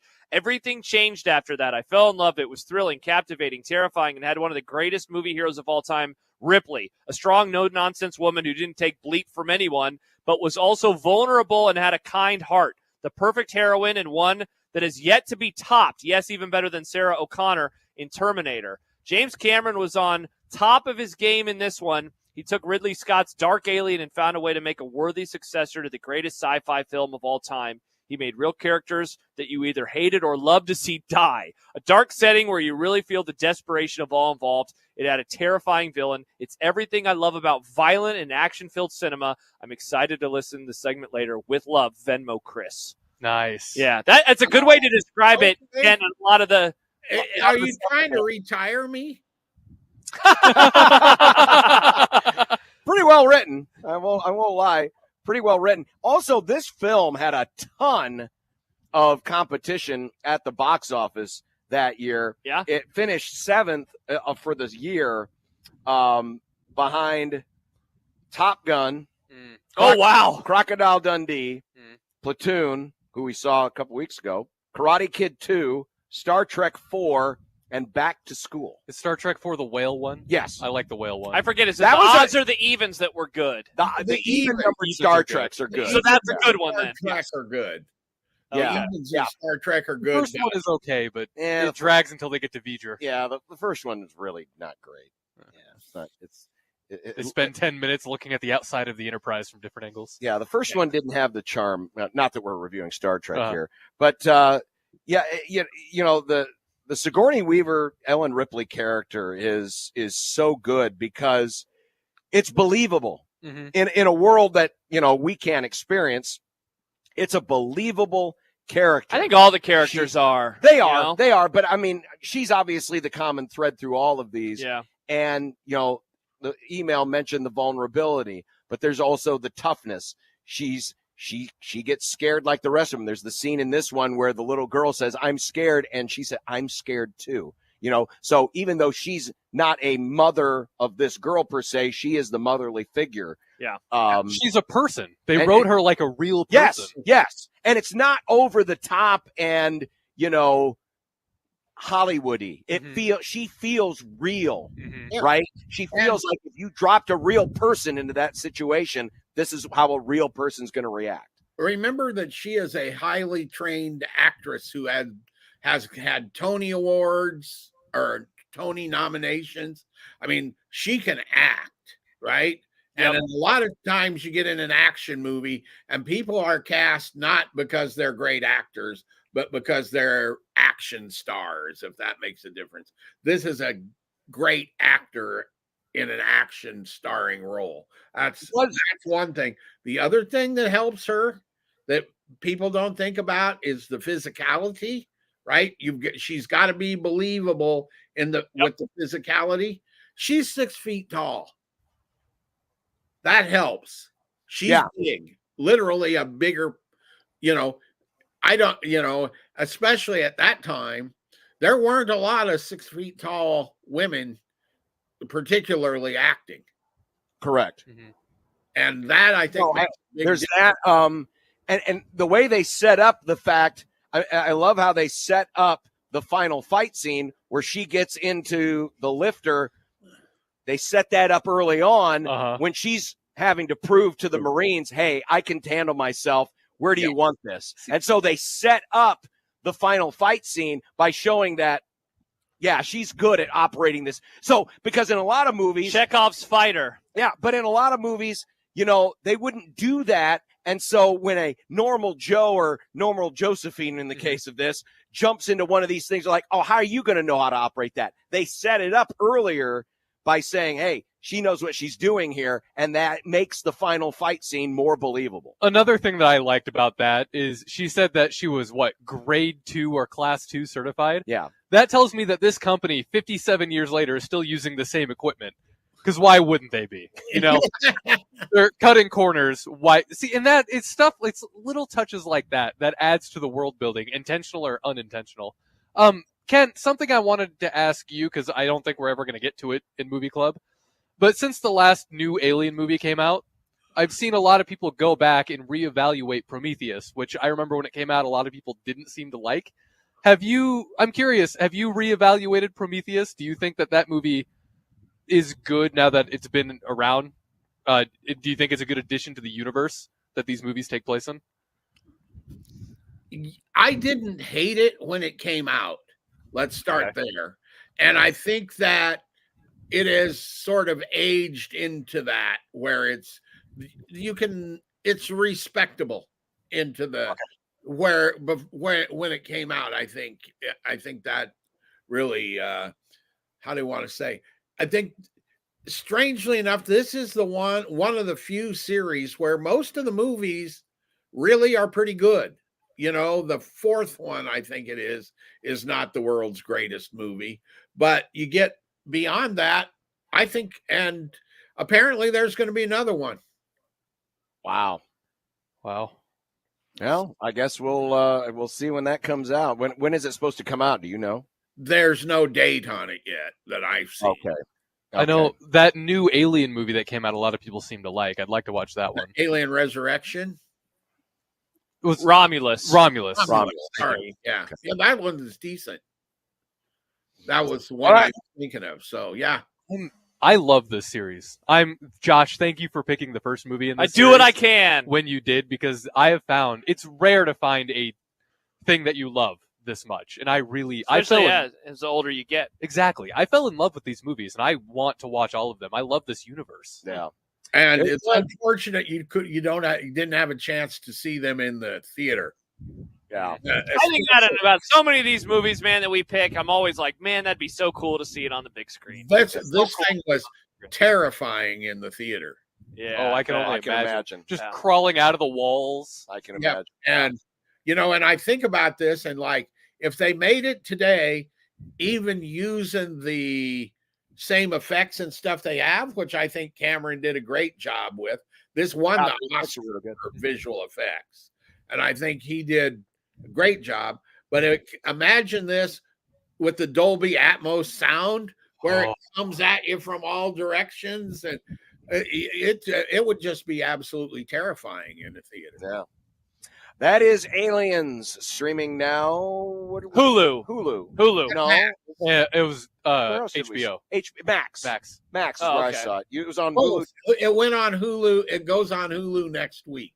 Yeah, it's about to leave because Max. you do the speak thing, so I just was on the main menu of my whole app, and I was just like, Aliens, and it just took me to the movie, and so I didn't even know. I went to play it on Max last night, and it's like, it's actually leaving on the 8th, so we found it at a good time. We found it at the right time. Nice. All right, that's Aliens. All right, what movie have you already watched, John? Coming ahead. I already watched it, and as I said, the under will hit next Friday.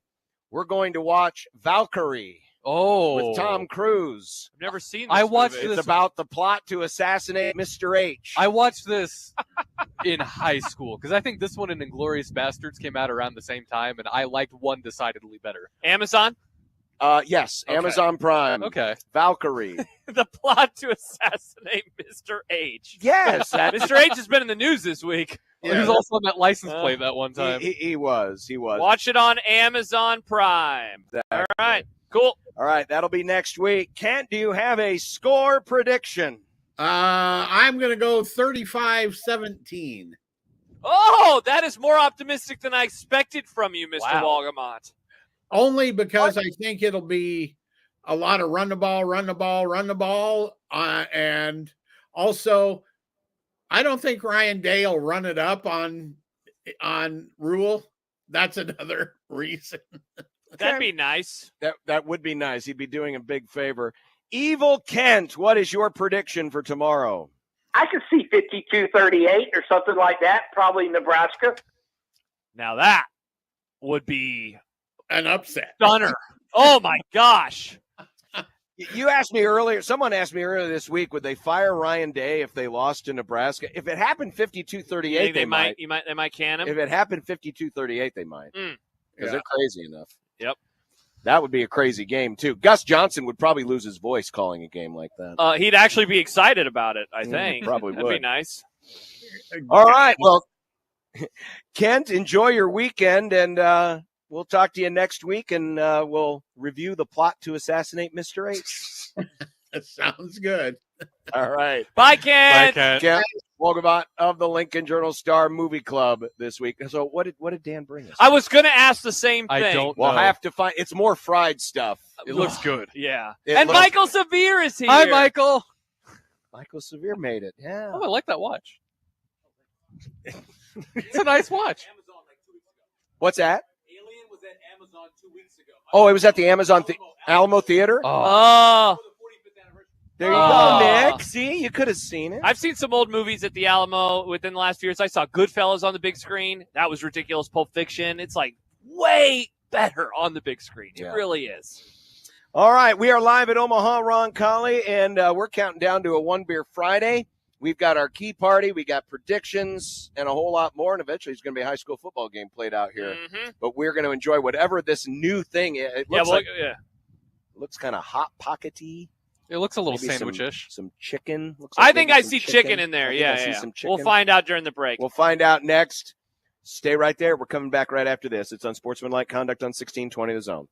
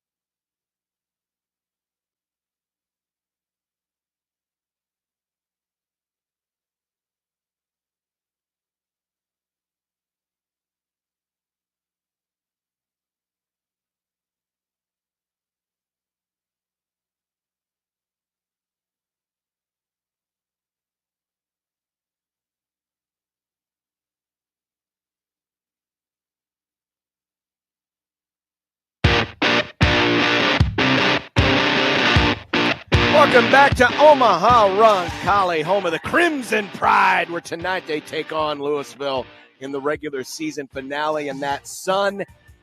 Now, Josh, you've been dealing with it because you're sitting And closer again, to the I'm edge. fine. It's a little chilly when that wind hits. I am good with the sun today. Very good. Yeah. If this was July, I'd be pretty saying, bad. ouch. Yeah. But today, I'm enjoying it. Well, I like if this were July, we would have slid further that way probably. But yeah. And, well, the Eddies aren't here in July. No. There's no high school football. Yeah. Everything's cold. Campus is closed. Now, well, actually, they might still be here. They just randomly frying stuff all the time. Oh. Yeah. So good. The thing we just had chimichangas. Yeah. For those who are completists for what we eat Yeah. at Roncalli, chimichangas. Put that on your And that was Word round doc. 5. That was round 5. We still got more to come. I already got the request from my wife about the Euros. She says, are Euros still on the table? I said, would you like them to be on the table? So I imagine they will be. Yeah. And I will deliver that to her. Hey, I know that it's not basketball season, and so we don't really talk about that Well, for the it time is being. tomorrow, about 7 o'clock tomorrow night, right here on 1620 The Zone and 101.9 The K. Who's Creighton play tomorrow? Purdue. Who was the best player on Purdue last year? Zack Edey. Do you remember, I know you're a Big East guy, but there was a very common complaint amongst Big Ten fans and how Zack Edey was officiating. Oh, do you yeah. Do you recall this? Oh, Do you yeah. recall this? Oh, yeah, absolutely. So I just saw a tweet from Jordan Moore. Looks like he covers sports for a variety of He places. covers sports. That's good. Yeah, including Fox Sports. Jordan Moore pointed out that when Zack Edey played in his first NBA regular season game, he fouled out in 15 minutes. 15 minutes, John. And he said, they give you 6 fouls in the NBA. He said there's not a single player in college basketball history that got a more favorable whistle than Edey. So I just share that to all of the fans in the audience who said for years they are giving him special treatment. Well, I know it's a different league, right? But that's a tough look. That's a tough look. That is a pretty tough look. Tough look. It's a tougher schedule in terms of great games this weekend in the NFL. There's not as many good on good. Got a lot of bad on good. Yeah, sadly. This week, but you do have an NFC South battle: the Falcons and the Bucks. Great Thursday night game a few weeks ago. Great Thursday night It was a game. great Thursday night game. Now it's going to look a lot different because Mike Evans and Chris Godwin are out. Yep. And so poor Baker doesn't have much to throw to.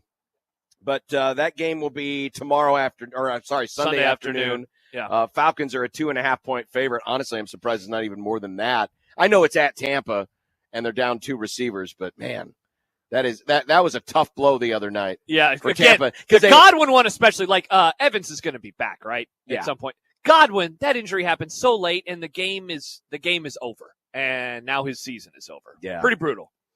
We'll get the Eagles-Bengals game here in the market on Sunday afternoon. These are two teams who have kind of turned their seasons around. I mean, the Bengals got off to a horrific start. Horrible. Eagles weren't much better, and now both teams seem to be playing pretty well right now. Good momentum game. Somebody's going to continue to build on that momentum this week in Cincinnati. Yeah, and it'll be interesting too when you look at who have they beaten. They've beaten the same 2 teams, so they're both on 2-game winning streaks. That's funny. And yeah, Cincinnati, they beat the Giants a couple of weeks ago by 10 points. Then they beat the Browns by 7 points. Meanwhile, the Eagles, it was the reverse order. They beat the Browns, then they beat the Giants. You look at the teams that they have lost to. Cincinnati has lost to good teams, except for the Patriots. They lost to the Patriots in week 1, but they've lost to the Chiefs. They've lost to the Ravens. The Eagles, meanwhile, they've lost to the Falcons. They've lost to the Bucks. So another couple of teams that we think are good. Do you give Cincinnati the advantage because they're at home? Do you think that the Eagles are a better team overall right now? This is a real fascinating AFC versus NFC matchup. And, I mean, the stuff that's really hanging out with the Eagles is the discourse surrounding Nick Sirianni and all of that stuff. They continue to win, though. Eagles next week, they got Jacksonville. Then they have a bad Cowboys team. And so this is a big one, I would say. You get this, and you should be, because what do they have right now, John? 4 wins. You win this game, in theory, you could be 7-2 going into the Commanders game, whereas if you lose this one, what if you only split the next 2 and it changes everything? So this is a big game for Philadelphia. Great game that not many people are going to see because it's in the late afternoon window in Seattle with the Bills and the Seahawks. Yeah. And the challenge for Seattle is life without DJ Metcalf, who went down to a knee injury last week. You're going to see more targets. Here's a name from the past, Jackson Smith-Njigba. Probably going to see more targets this week for the Seahawks.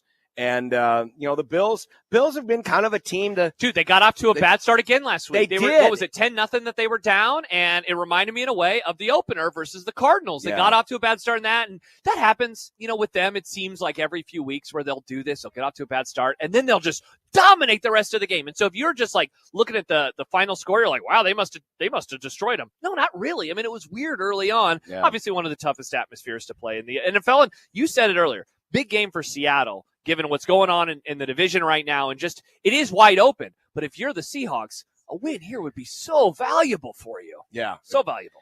Washington and Chicago tomorrow. Again, another game we won't see thanks to the Chiefs. Yeah. Always getting in the way. But the question will be, will Jaden Daniels play? Now, he is listed as questionable. Right. I've not seen if they have made a final determination. It may go up to kickoff, or at least game day. Today he practiced, was the report, I believe, and he was indeed listed officially as questionable. So, man, I hope so.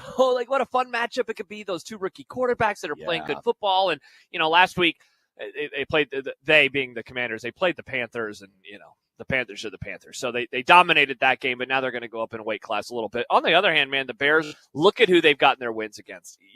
None of them are going to be very memorable. None of the teams are very good. No. So how much are they a paper tiger versus how much of it is the teams that they have beaten? How much of it is they're actually a better team, a more improved team? They definitely look better right now. Early on, the line and all those issues, they look like a better team today than they did back in weeks 1 and 2. You're welcome, Bears fans. I think the Rams will take credit for getting you off on this nice little run. Oh, that's right. On. You did. They You're did welcome. beat you, didn't they? Yeah. Sorry, that was not me talking trash. I forgot that one of the wins was against the Rams. No, but the Rams weren't very good then. They weren't. They now weren't they're good there. now they're back. Now they're back. Yeah. We got our full complement and getting stronger.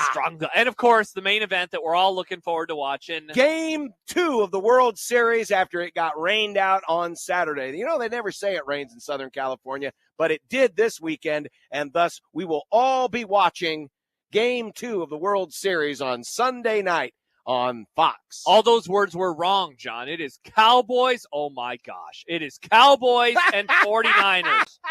Here we go. We got the wings on steroids, baby, and the Louisiana Cajun and regular. hot sauce. Oh, here we go. And then what are the sauces? All of them. Dan will tell us the sauces. We're going to take a break. We got some great games in college football. We'll talk about those. We got our key party. We got our trends. We got a whole lot more. Stay right there. We're coming back after this on Sportsmanlike Conduct, about to dive into some wings from Roncalli on 1620 The Zone.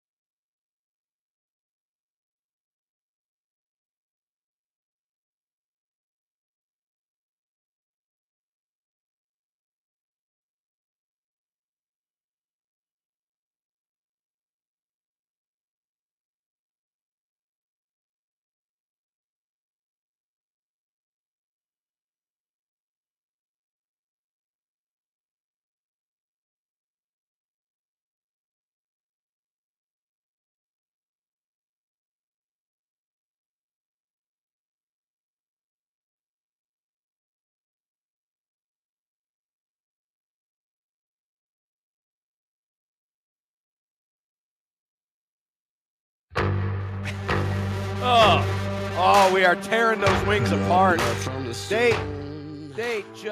my gosh, these wings are so good. John, and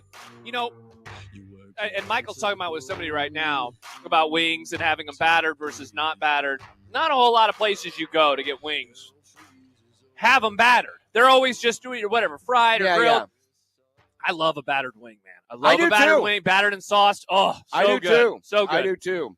3 different sauces, and they even brought the crystal out for Michael. Not the crystal meth. Not the Michael crystal made meth, a joke. Crystal. He goes, "You don't have crystal?" And he was like, "I'm just kidding." They were like, "Oh no, we have it. Do you want us to go get it?" And then he was like, "How do you not bring that out first?" It was pretty funny. Good stuff. Yeah, it's one of my favorite hot sauces out there. We are here at Omaha Roncalli, just stuffing the crumb out of our faces right now and getting ready for a big football weekend. And of course, the weekend's been going on. The football's been going on, I should say. Remember, John, I think we're like 2 weeks into the nonstop football. We are about 2 weeks into the nonstop football. But tonight, opposite the World Series, it'll start about 9:30 on CBS Sports Network. Boise State and UNLV, huge matchup in the Mountain West. Really could be a spot for pole position in the G5 playoff run, assuming that either Army or Navy isn't in there as well. Of course, those teams still have to play Notre Dame.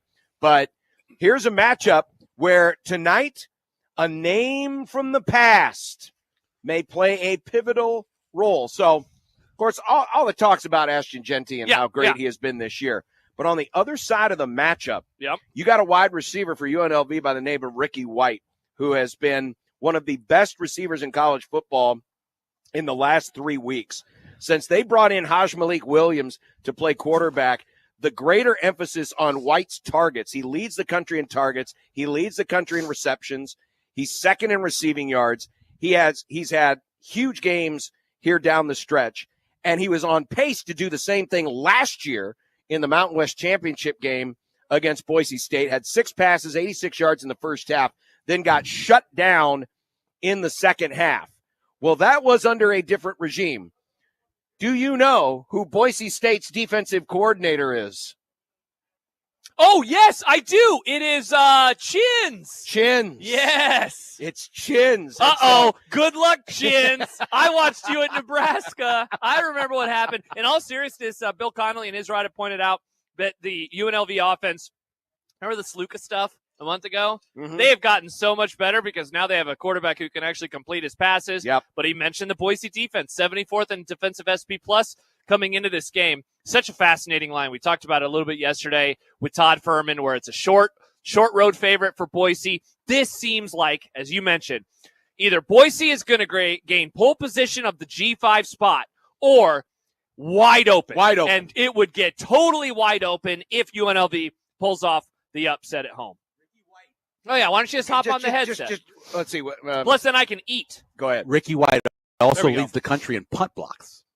Oh, well, thank He's God they're got not playing 2 Nebraska. punt blocks that went back for touchdowns. He brought one of them in from about 5 yards out. Thank God he's not playing against He's also a punt block master, and they cannot block him. He's missed a couple really close. There's a little supercut you could watch of him, either just missing it or getting it. He's incredible coming up the edge. You know, based on the fact that we're never going to get any more punt returns for touchdowns. We have 19. We have 19. Do we need to expand the Jet Awards to include punt block I'm not specialists? expanding it. I blocked those guys out. But over the last 2 weeks, we've had 4 kickoff returns and 5 punt returns. So we are getting up there and getting we're numbers. Getting better. But Thank not, God. like the past. It's crazy. Ricky White's incredible.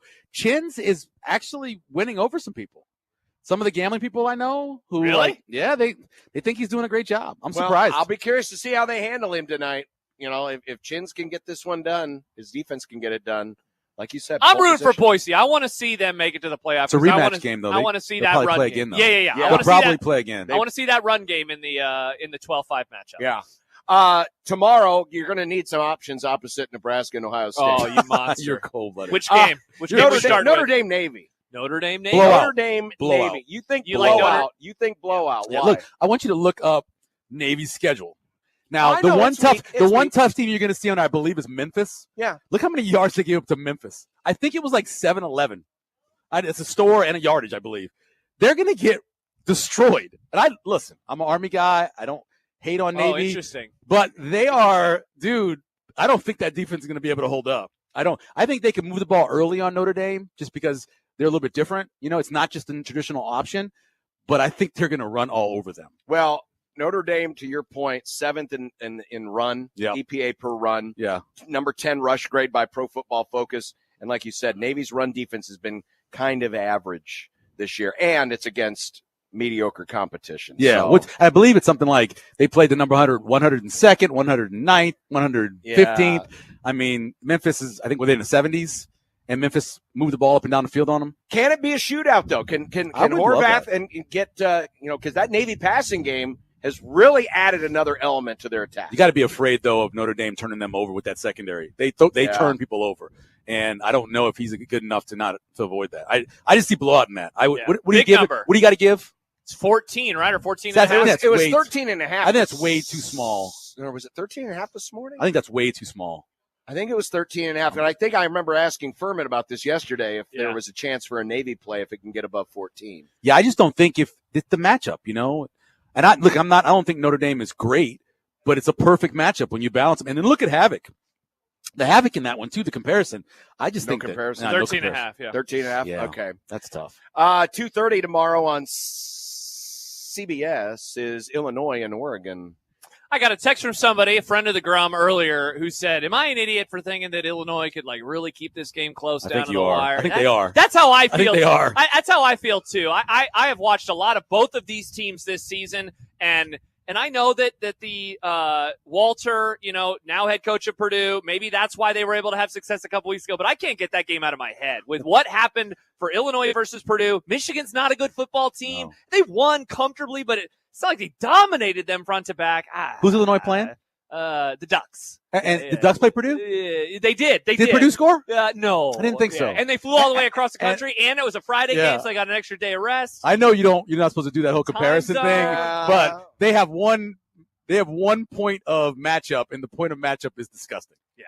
I think if there's a shot in this one, if Illinois can get its pass rush going, because that was one thing that Dylan Gabriel did not face against Ohio State. Ohio State did not sack him, and Gabriel's numbers against the blitz are fairly low. And Illinois is one of the more aggressive blitz rate teams in the country. So if they could, it's the way to keep it close. I'm not saying Illinois is going to win. You know why? Oregon finally got their offensive line straight. We did it together. They were trying to move guys over. Yeah. And finally they said, screw it. They put a new guard in. Yeah. The 2 tackles for them last year gave up 3 pressures the whole year. They have fixed the issues of those first 2 weeks. Yeah. And I would say if you get by this, another one of these boss levels, if you will, if that offensive line continues to have success against a defense like this, you just got to feel really, really good about them. They still have to do the cross-country stuff, right? In the last, 2 of the last 3 games or whatever, I know they're going to the Big House, which they suck, but then they have to go to Madison. And so you just wonder, at a certain point, do you believe in Madison now because they played the bottom 3 teams? It's just the time zone. But do you believe in them after playing the bottom 3 teams in the conference? Let's talk about the Wisconsin-Penn State game. You want to talk about Wisconsin-Penn State? I like Penn State in this game. Why? I think that they're the better team, and because of what you just said. A lot of the Wisconsin success lately has got, you just look at that schedule and you say, no thank you. Penn State's a weird team. So you look at the line. If they're favored by more than 6, traditionally Franklin's covered. Now I know he didn't cover against Illinois, but they also turned the ball over. They also missed field goals. Yeah. They do what they're supposed to do. They win that game by 3.5 touchdowns. Yeah. Here's why I give Wisconsin a better chance than Illinois, who did play them, who did lead them early and played them mostly within 2 scores the whole game. A, they're playing at home, and B, they protect the quarterback better than Illinois does. And if they can do that, and that's a great pass rush that Penn State has, but if they can protect Locke and keep that home crowd in it, I think there's an opportunity. And I do wonder how much of, the rape allegations and the noise of a couple of days ago, I'm not saying it'll have an effect, but you never know in that situation. And it could be a look-ahead spot for Penn State, who has Ohio State next week. Yeah, they went back and looked at that, and Penn State hasn't covered one of those games under James Franklin in like 6 years as they were getting ready to play Ohio State. Yeah. So that's certainly thing. Look-ahead spot. Look-ahead spot, yeah. A&M and LSU Saturday night on ABC. The winner of this game is in a great spot to make Atlanta. And this the is winner like, of this game, this is not Tennessee, not Georgia, not Alabama. Isn't this like the last not tough Tennessee. A&M game in theory? If they Texas. get by, Well, yeah, Texas. and they have Texas. Yes, thank you. But the winner of this, because these are the last two undefeateds in conference, the winner of this has pole position. That is wild. The bet you make, I'm not saying it's going to happen. The bet you make right now, today, is you bet Garrett Nussmeier to win the Heisman. Because if they beat A&M, he's going to have a great game. Yeah. If they beat Alabama, he's probably going to have a great game. He has to. You have two nationally televised games. That's how you go from being 20-1, 30-1, or whatever else to being a favorite, is by being on national TV and dominating good teams. A&M's defense is as good as anybody I've seen in the country. If he can do that and then beat Alabama, he's 25-1 by 25-1 right now. 25-1. If he beat, what do you think it'll be? If he beats A&M, where do you think it goes to? It definitely is in the teens somewhere. Yeah. So right now, Jency is the favorite at plus 190. Yeah. Then Cam Ward, Yeah. Dylan Gabriel, Travis Hunter, Cade Klubnik, and then Garrett Nussmeier. Well, Cade Club, they are undefeated. since I the know, beginning but of the season. no, thank you. I'd rather have a Garrett Nussmeier ticket in my hand than a Cade Klubnik. Yeah. By the way, weirdest quarterback in the country is Connor Wigman. Oh my God. His pass grade under pressure is fourth best in the country. But when he's kept clean in the pocket, He's worse. He's actually the third worst I think he quarterback in stinks. America. I think he stinks. I don't buy into him. It's weird. You remember that when self-check. He's self-check. Yeah. Leave the guy open in the corner. Just let him shoot it. He's Yeah. self-check. Yeah. He's self-check. Yeah. You got to get some pressure. You got to get some blood pressure up. Don't make a throw then. So wild. And another game that, normally we probably wouldn't have thought about a whole lot, but it's basically an elimination game. Not that a lot of people think Missouri is a playoff candidate, but it is an elimination game. Backup quarterback. Alabama, Missouri. Backup quarterback, though, right? Yeah, backup Cook's out. He's out. Ugh. Yeah. I don't like either of these teams. I don't like either of these teams. Here's Alabama's got to commit to doing the same thing that Michigan needs to commit to.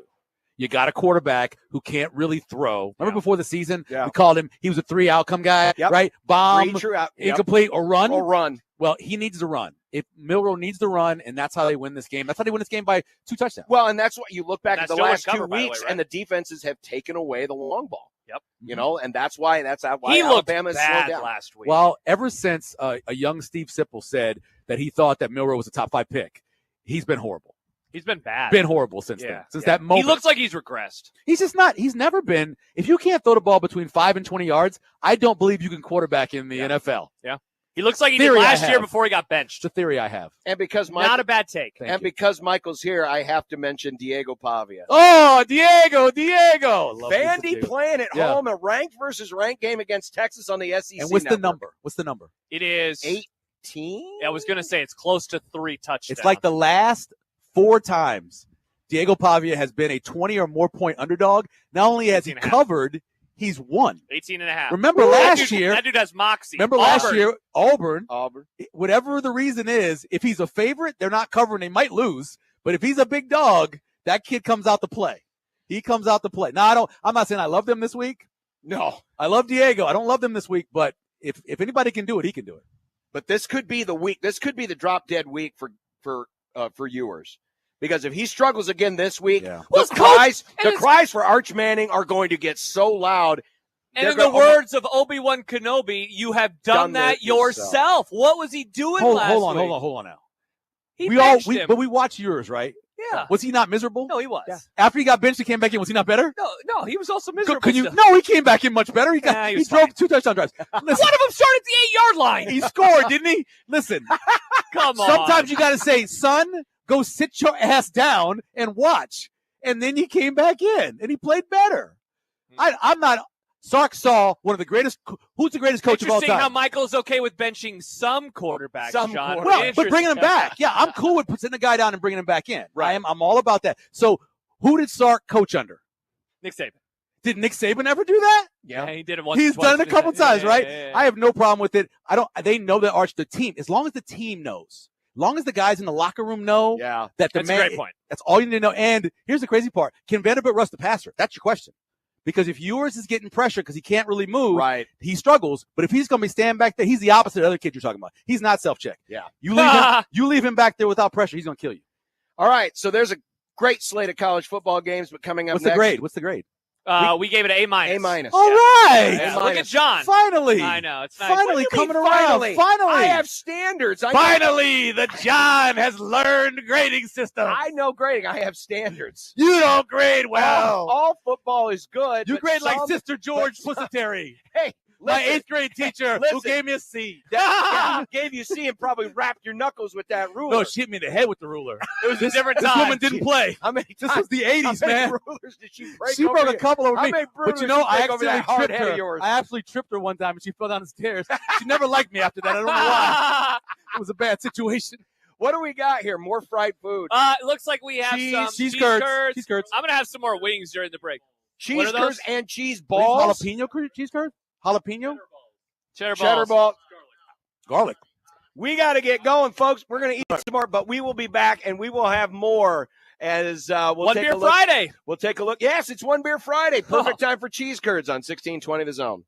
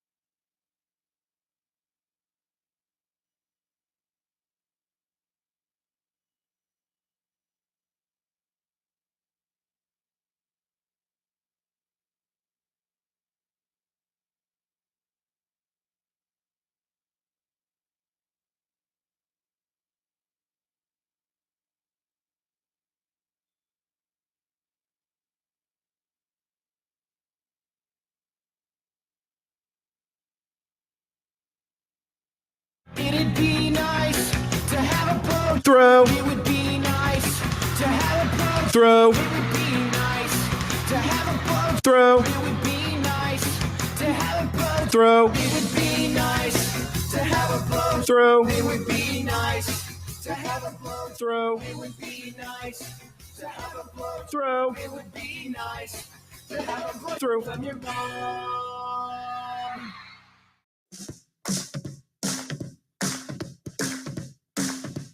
I drank beer with my friends.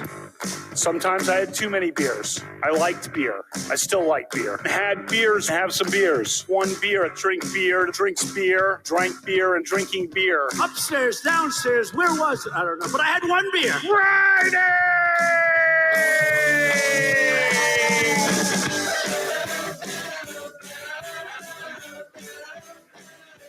You probably have beer, Center. Each week, Ralph Club, biggest contributor. Beer. I like beer. I don't know if you like beer, Senator, or not. What do you like to drink? Next I had one beer. Friday. Yeehaw! Hanging out and having some beers with friends, which I gladly do, and which I fully embrace. Well, you think it was... Nope, it was one beer. Friday.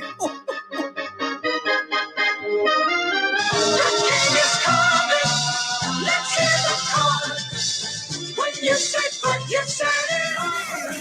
Oh my goodness, we are in fried food heaven. Oh, Lordy. Oh, Lordy. I mean, during the break, it was jalapeno cheese curds. Yeah. And those... The balls? The balls are the balls. The balls are back. The balls are the balls. Those pimento cheese balls are good. Those are really good. It's like a sweet. It's like a honey cheese. Yeah, it's a honey cheese pimento. Oh, amazing! And heck, there's still one more wing left. Christian, you might as well wipe that. Yeah, sucker take out that too. wing. Yeah, I just had the last of the what do you call it? Traditional wings. Yeah. Oh man, they're so good. Yeah. I hear we're gonna get mac and cheese soon. Oh wow. Well, they've been working on the mac and cheese for a while, and of course they got the chili tonight for the folks who are coming to the ball game.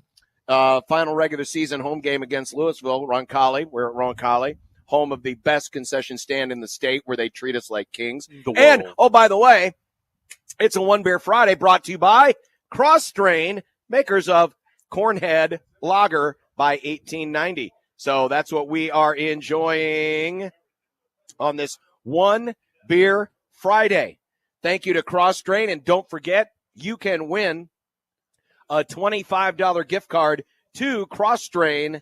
All you have to do is send us a picture of what you are enjoying this weekend and use the hashtag OneBeerFriday, and you might get picked at random by Nick. I might slide in. I might slither into your DMs. Slither into your DMs, and you can win a $25 gift card to our great friends at Cross Strain. And we might as well use this moment to tell all the people that a week from tomorrow, yes, Josh and I are hosting Big Red Overreaction, and we thought we would do it up a little differently. Now, the odds of becoming bowl eligible this week, a little slim. Not a little good. slim. Not good. I think K Ford had it as a 2% chance of happening. A 2% chance of winning. It's not nothing. It's not. But next week at 2:30, Nebraska plays host to UCLA. Yeah. And we are going to do Overreaction from Cross Strain in La Vista. In addition, we will be there to watch the game. So they're gonna open the place up, and we understand they've got some brand new big screens. Hello. Out there at Cross Strain, just south of Giles, in La Vista. And we're going to do a watch party. So if you would like to come out and join us next Saturday from Cross Strain in La Vista, come watch the game and stick around for a live Big Red Overreaction. Going to be awesome. We have never done a Big Red Overreaction live from Cross Strain. Nope. I am very, very excited. Very, very excited. So that'll be next week. We'll tell you a lot more about it as the week goes by, and might as well maybe bring your bowling shoes. Because maybe Nebraska will actually be going bowling next week after the UCLA game. It would be nice.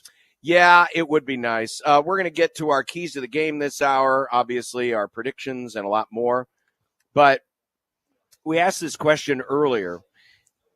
So Nebraska's already gone through kind of a metamorphosis this year where they started out well, got a lot of love, made it into the top 25.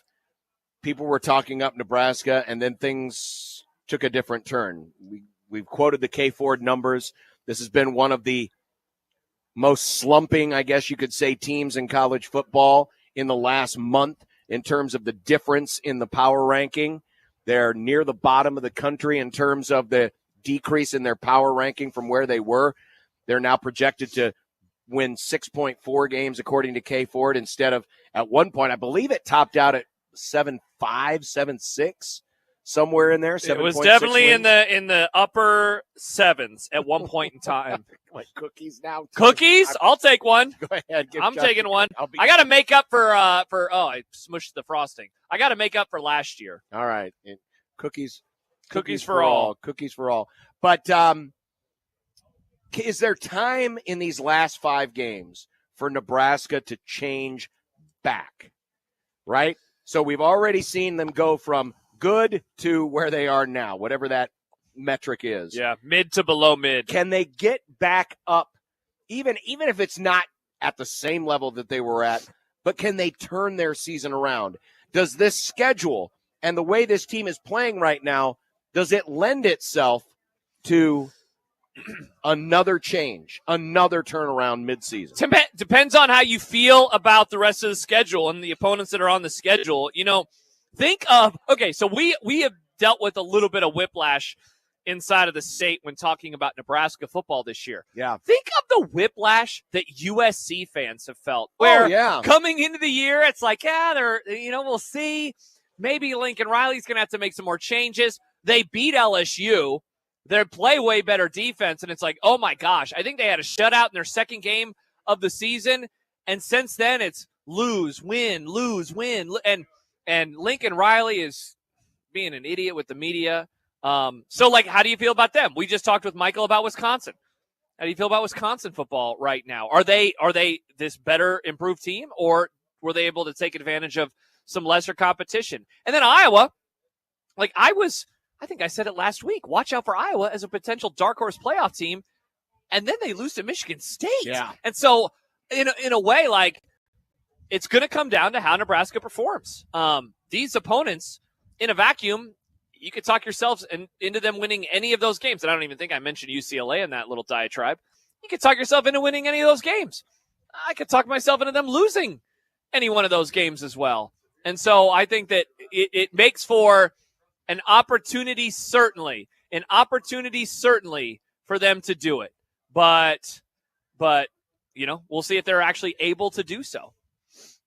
What, do they bring more Uncrustables? I think Michael turned it down because there was peanut butter in it. They were so happy. They were like, look, Michael, we love you. These were so good. Yep. Oh, I got to have another one. But share with the folks that are coming in, because folks are starting to show up now for the ball game tonight. I just the struggle right now of this team, I think defensively they're going to be okay. You know, they just ran into a really, really good offense last week. And Jack and I, like I said earlier, I was doing Jack's show on KLIN on Friday morning, and we watched back to some of the game. It wasn't that Nebraska was getting beat. It's not that they were getting crushed one-on-one, but just tactically some of the things playing off the receivers. If you remember the very first drive, Indiana breaks a run from midfield down into inside the 20-yard line. You talking about the 3rd and 1 play? Yeah, the 3rd and 1 play. The 41-yard where run.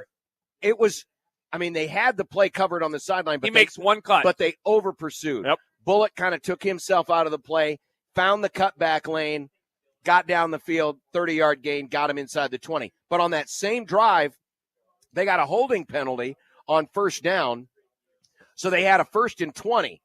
And Nebraska started to play off a little bit on those receivers, and they just allowed they even had a 3rd and 10 or a 3rd and 9 setup, and they played off the receivers, and they had two options to throw to underneath where it was just an easy catch and run.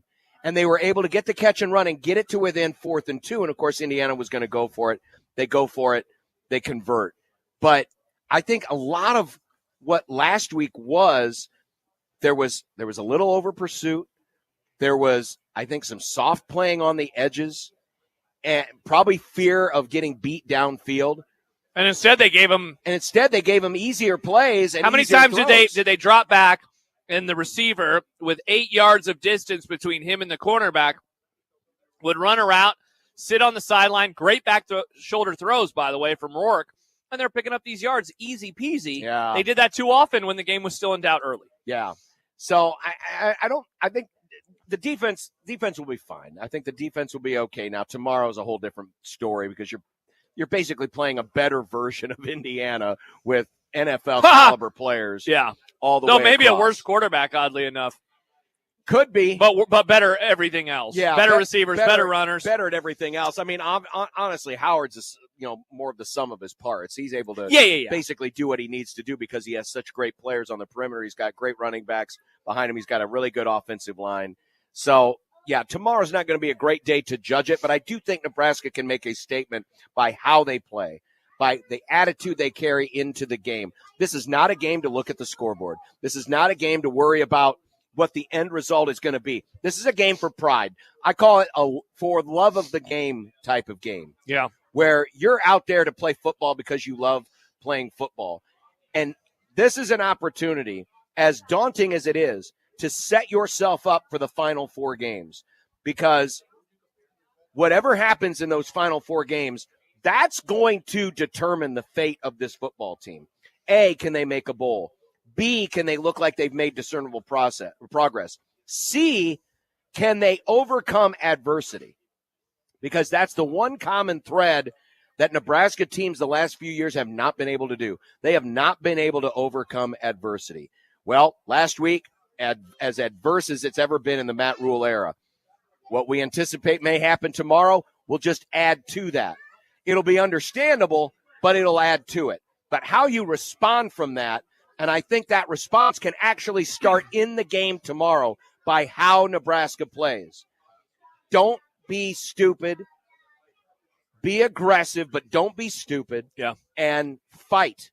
Just show fight. The Jamari Butler postgame afterwards last week, where he talked about how heads were hanging, and then Matt Rule had to respond by saying, yeah, it's one of those here we go again moments. We should not be hearing any of that tomorrow. There's no excuse to hear any of that tomorrow. For a second straight week. Because if you do, got a whole host of concerns with those final 4 games. Exactly. Because it's the question you just asked. It's just going to compound itself. Yeah. Because UCLA is going to come in playing with a little bit of house money. And a week off. And certainly Wisconsin is playing better. Iowa's Iowa. USC, that's another head case team. That could be the head case. It really could, man. But it doesn't have to be, and it starts tomorrow for Nebraska. A comment from Travis on YouTube. Nebraska has been a millennial about answering the door when opportunity comes knocking. Millennials famous for not wanting to answer the door. They don't want to talk to people. It's how Nebraska's been in some of these opportunities. Yeah. So there's a bit of a setup for tomorrow. When we come back, we'll get you your trends, your betting trends for this one, our keys to the game, and our predictions. All straight ahead here from Roncalli. Folks are already starting to show up.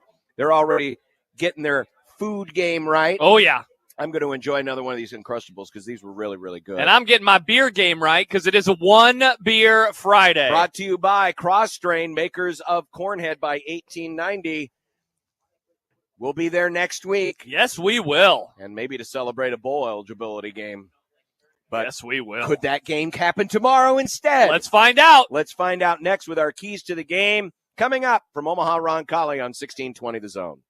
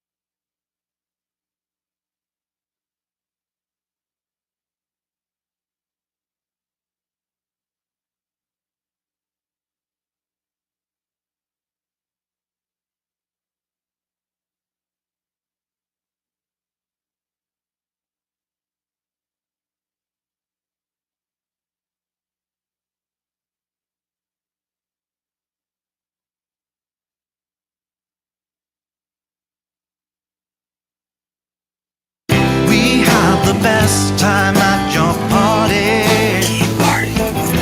Thank you very much.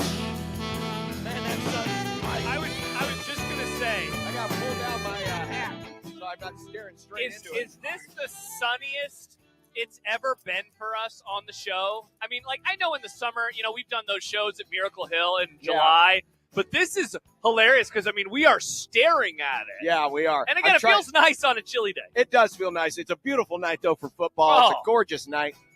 You get the sunset. Game will kick off at 7 o'clock. The best concession stand in the state has been churning out the eats, and I mean the eats. It has been, God, I am stuffed right now. It is. I'm still saving room, baby. Oh, I know you are. I'm trying to eat more food. All right, here's the trends. Buckeyes lead the series 9-1 and have won 7 straight. Nebraska's only win in 2011. They did set a school record with making a 21-point comeback. I was there. They were down 27-6. Did you go to that game? I was there. I remember the discourse at halftime because this was on the heels of the Wisconsin game. Yeah. And people were already in a bitter mood. And it could have been real ugly. Now, of course, what happened after this game that didn't become public until a couple of years later. Very famous moment. A very famous moment. But if they would not have come back in that game, if that game would have stayed 27-6. Or they would have started 0-2 in Big Ten play. I believe they would have dropped them to 4-2 overall. It would have been pretty interesting. It was a sneaky important game for Bo Pelini. Yeah. That was a fun comeback to be in the building. It was. It was a fun comeback. Rex Burkhead was huge. Taylor Martinez played his guts out. It was pretty good. But Nebraska 2-6 against the spread against the Buckeyes since 2011. Nebraska did cover the last meeting, the game in 2021, when they won, or didn't win, but lost by 9 as a 14-point home dog. They also covered the 2018 game. That was the game in which Adrian Martinez nearly led and upset, losing by 5 as 17.5-point dogs. The under has hit 4 times in a row in this series. That 2018 game, dare I say, John, Scott Frost's finest hour as a head coach in terms of how they played. It's scary, but I think you're right. And it happened in his, 7th game of his career. The thing that I always wonder is, like, early in the second half, Nebraska has the lead, and they throw that pass to J.D. Spielman. It goes through his arms, and eventually they lose the game. That was a great, great performance. It's about the point spread, ma'am, as the mac and cheese now is out, the mac fries, the chili cheese fries. Good My Lord. God. This is Michael's crazy. making his way back over. Yep. The pictures are coming in. Oh, this is crazy. Look at these fancy new containers. Well, they're plastic. I mean, they're pretty plastic. Nebraska's spread differential now, thanks to the loss and the big spread differential negative in the negative trend last week against Indiana. For the season's now minus 33.5. Nebraska under Matt Rule on the road, 3-3-1 ATS. Huskers are 0-8 straight up, but 4-4 against the spread when they are 20 or more point underdogs. This is going back to 2004. Nice. The last cover in this spot, 23-16 loss to Oklahoma in 2021 when they were a 22.5-point favorite.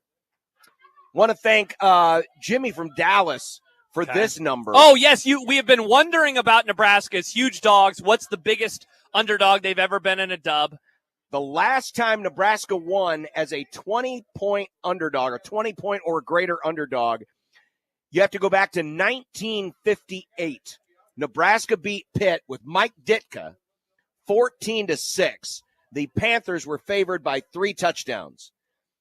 There's one other win going back to, I think I put it on my sheet, from Jeff. I said Jimmy, it's Jeff. 1944 against Missouri. Wow. Nebraska was listed as a 33-point underdog. So those are the only 2 wins recorded in which Nebraska was a 20 or greater point underdog that they actually won straight up. 1958, 1944. Where was that line from in 1944? Was that the Westgate? Was that Circa? Was it FanDuel? No, that was Vito. Bob. That was Vito from the Bronx probably that set that line. So there's some Nebraska trends on the Ohio State side of the ledger. Buckeyes are 3-3 against the spread this year. Their spread differential though is plus 25.5. So they've had some big covers. Buckeyes have only covered 3 of their last 8 games dating back to last year. And this will be the 31st time since the start of the 2016 season that the Buckeyes have been a home favorite of 24 or more points. They have not lost any of those games, but against the number, they're basically 500, 15, 14, and 1, though they have covered 6 of the last 9 in that spot. How about this from the Bear? Michael just handed this to me. Since 1990, there have been 27 top 20 matchups with a spread of at least 21 points. This is about the Oregon-Illinois game. Favorites have covered 20 of 27, including 9 of the last 11. 2 underdogs have won outright. BYU over Oklahoma in 2009 and Arizona State over Nebraska in 1996. I forgot it. The spread was that big in that game. Severe. Yeah, it was a big spread. All right, key party time, Josh. This did not happen on purpose, but I got my first one going. This and game it was just, on purpose. It kind of led into it. So we begin with Tim Duncan. Do you know what Tim Duncan's nickname was? The Big Fundamental. Thank you very much, Michael, even though you're not even that big of an NBA fan anymore. Get back to your fundamentals. What was one of the issues is everyone stuffs their face right around me. Last week, tackling. Would love to see, at the very least, would love to see that improved. How about cleaning up some of the mistakes? Like, I don't know, stepping out of bounds at the 2-yard line instead of calling for a fair catch. The talent level of Nebraska, obviously nowhere near Ohio State's. Not like they played a super clean game versus Oregon, Ohio State that I'm talking about. It's one thing, though, that you can control on your end. Get back to playing that kind of football and see what happens next. So then this is where the theme took over. Key number 2, Muggsy Bogues. Nick, do you know what Muggsy Bogues was famous for? You do. He was short. He was tiny. Short in the game. How about this? Ohio State, 128th in the country in total plays this year. They only have 401 on the season. They are near or inside of the top 30 in plays of 30 yards or more, 40 yards or more, etc. But this isn't a team that's just straight up built off of the big play. Keep those playmakers at wide receiver and running back off the field. Shorten the game. We talked about with Michael earlier off the air. Nebraska hasn't had any issues moving the ball. They've done it in a lot of games, including the one last week. It's just the red zone plus where those issues come into problems for Nebraska. Move the football, choose some clock. 06 USC. We said it a lot this week. Third key, Kevin Garnett, but the early years. You remember towards the end when he played for your Boston Celtics, the Brooklyn Nets. He never had any banners. But he started with the Timberwolves. So what am I talking about here? I'm talking about, as I find the graphic real fast, talking about howling at the moon like John Bishop does. Oh, give me Heine. Oh, I don't remember why you were howling. I wasn't howling. I know you are in the graphic. Well, that's because Nick's weird. Okay, well, Nick is indeed weird, but that's not the name of this key. The Wild Heinies, that's what it was. The Wild Heinies. The Wild Heinies. I want them. Wild Heine. Maybe 10 to 15. What about 10 to 15 touches? What do we think about that? Runs, passes, receptions, perhaps. Let's see what happens with him. If they're going to improve the run game, I definitely do think that this is one of the areas in which it would actually happen. Yeah. I think this would be one of them. Fourth key, Wes Unseld. What was Wes Unseld famous for? Yeah, well, yeah. And great outlet passes. Incredible throwing the outlet passes. Really. Okay, that's I always think of Wes Unseld for some reason. Yeah. He would throw the ball all the way down the floor back when he played for the Bullets, as Michael mentioned. Nebraska, it plays of 30 yards or more, 40 yards or more. They're not very good. I want to see them chuck it deep, though, a little bit, just to stretch. Yeah, see, thank you. That's a good key. Stretch the field just a little bit. You were rewatching the game today. They showed that graphic with Dylan's stats in the corner, and it was like X amount of passes for like 90 yards. And it's like, you do the math real quick, and you're like, wow, they're averaging 6 yards a pass or 5 yards a pass. Can he throw it that far now? Good question. I don't know, but I would like to see them at least try. And then finally, key number 5, Michael Jordan. And you might be thinking, oh, the actor. Yeah. Space Jam, yes. Yeah. Others are like, oh, you're saying they need to have the GOAT? No, I'm not saying that. Did you know that starting on November 7th, 1990, all the way until he hit the shot versus the Jazz in June of 1998, that the Bulls never lost 3 games in a row? They only lost 1 game or 2 games in a row. That was it Crazy. for 8 years, That's good. 9 years. It was good. Good take, John. Tomorrow was only 2. Tomorrow would only be the second loss in a row. You're talking about a key for next week? Kind of. Don't let tomorrow beat you next week, though. Don't let it happen, man. If you and I are on the show on Monday and we're talking about another 56-7 type defeat, I am concerned about the back half of the schedule. Be like Michael Jordan. Don't allow yourself to lose 3 times. You can't control a third straight loss tomorrow because it wouldn't happen until next week. But mentally, I think that you can at least help out a little bit. Well, that's an interesting set of keys with an NBA theme to them. I only got 4 this week. The first one is get heavy. I'd like to see some more heavy sets. I'd like to see some double tight. I want to see some true run formations to do something with the run game. Yes, I want to see some wild Heine, but I liked it when they brought in Mazuka as an extra tackle. Now, I know Mazuka's now playing an actual tackle. He's been playing more left tackle the last game. But get heavy.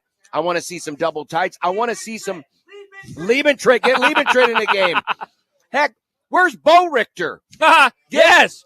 Give me some Bo Richter. Something. But get heavy this week and just, yeah, sure, are you telegraphing it? Of course you are, but you got to get some run game going somehow. Heck, you might even be able to play action pass out of there. And speaking of that, next key, change-ups and curves. Here's where the wild Heine comes in, because you've got to give some different looks out there. You've got to throw some curveballs. You've got to be able to change things up a little bit. So, yes, bring in Heinrich Harburg. Try to get something going in the run game. You can certainly try to pop a play-action pass out of that as well. And I would love my oddly specific prediction to come true. Dylan Raiola. In which you bring in Harburg on the first play of the game and you surprise him with a pop pass down the field, because Ohio State won't know what's coming. But you got to change things up a little bit. You got to try to do things a little bit differently. I'm not saying go totally radical, but you do need some different looks. Key number 3, slow the game down. Good take. Which is take that play clock down. Hell, call Sean McVay. He knows how to bleed a clock all the way down because the damn play doesn't get in most of the time until there's like 10 seconds on the clock. I don't care if you got to do that, but slow the game down. Try to limit the possessions of Ohio State. If you got to be like Bill Callahan in 2005, then by God, be like Bill Callahan in 2005. 6, 5, whatever year it was. It doesn't matter. Heck, they couldn't run the ball in 2005 either. No, they couldn't. And then finally, I'm bringing up Rocky Balboa.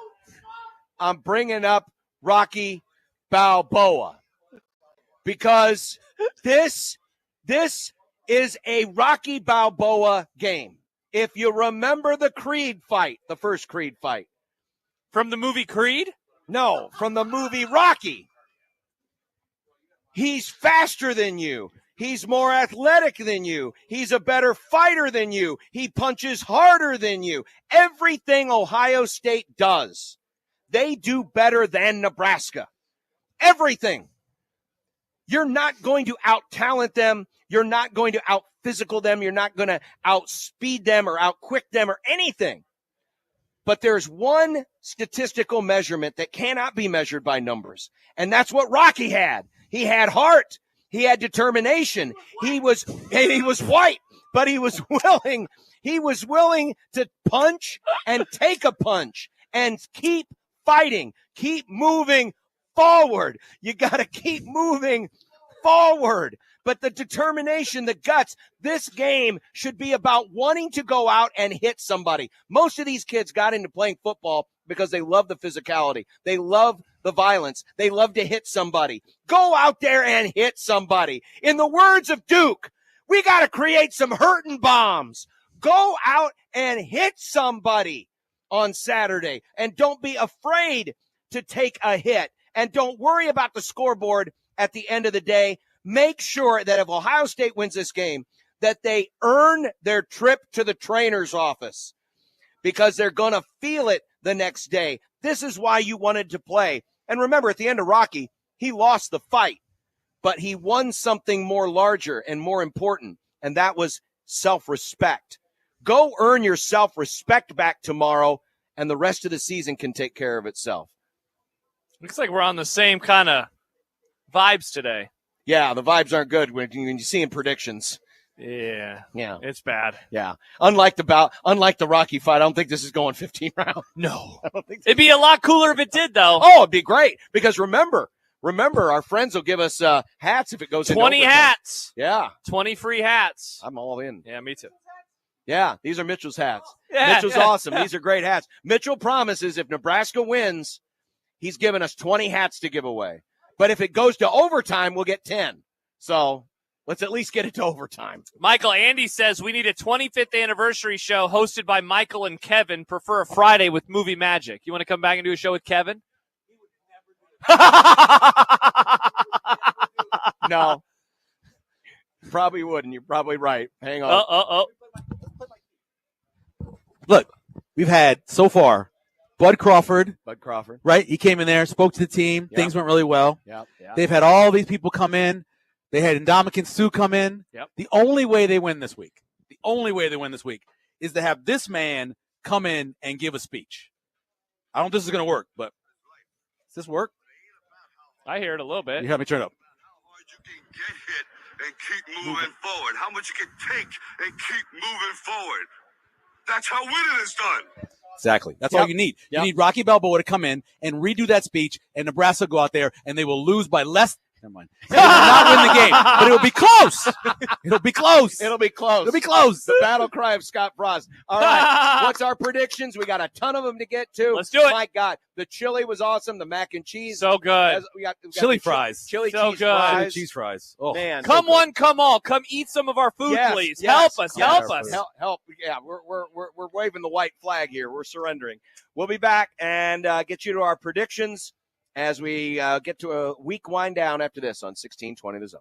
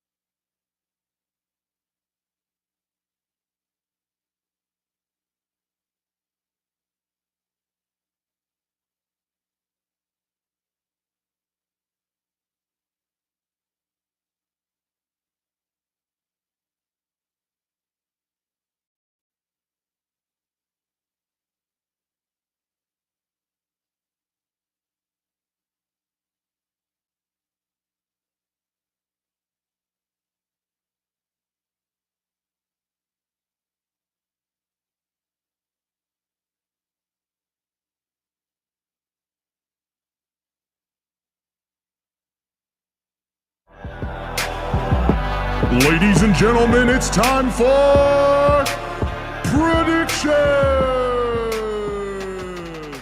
Over, bet the over.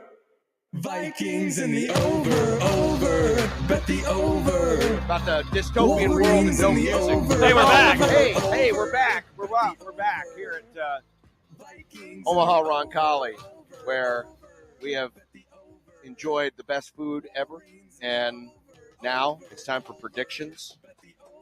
Another good week. Josh is redeeming himself. It's been 5 rounds in a row where Josh has just been.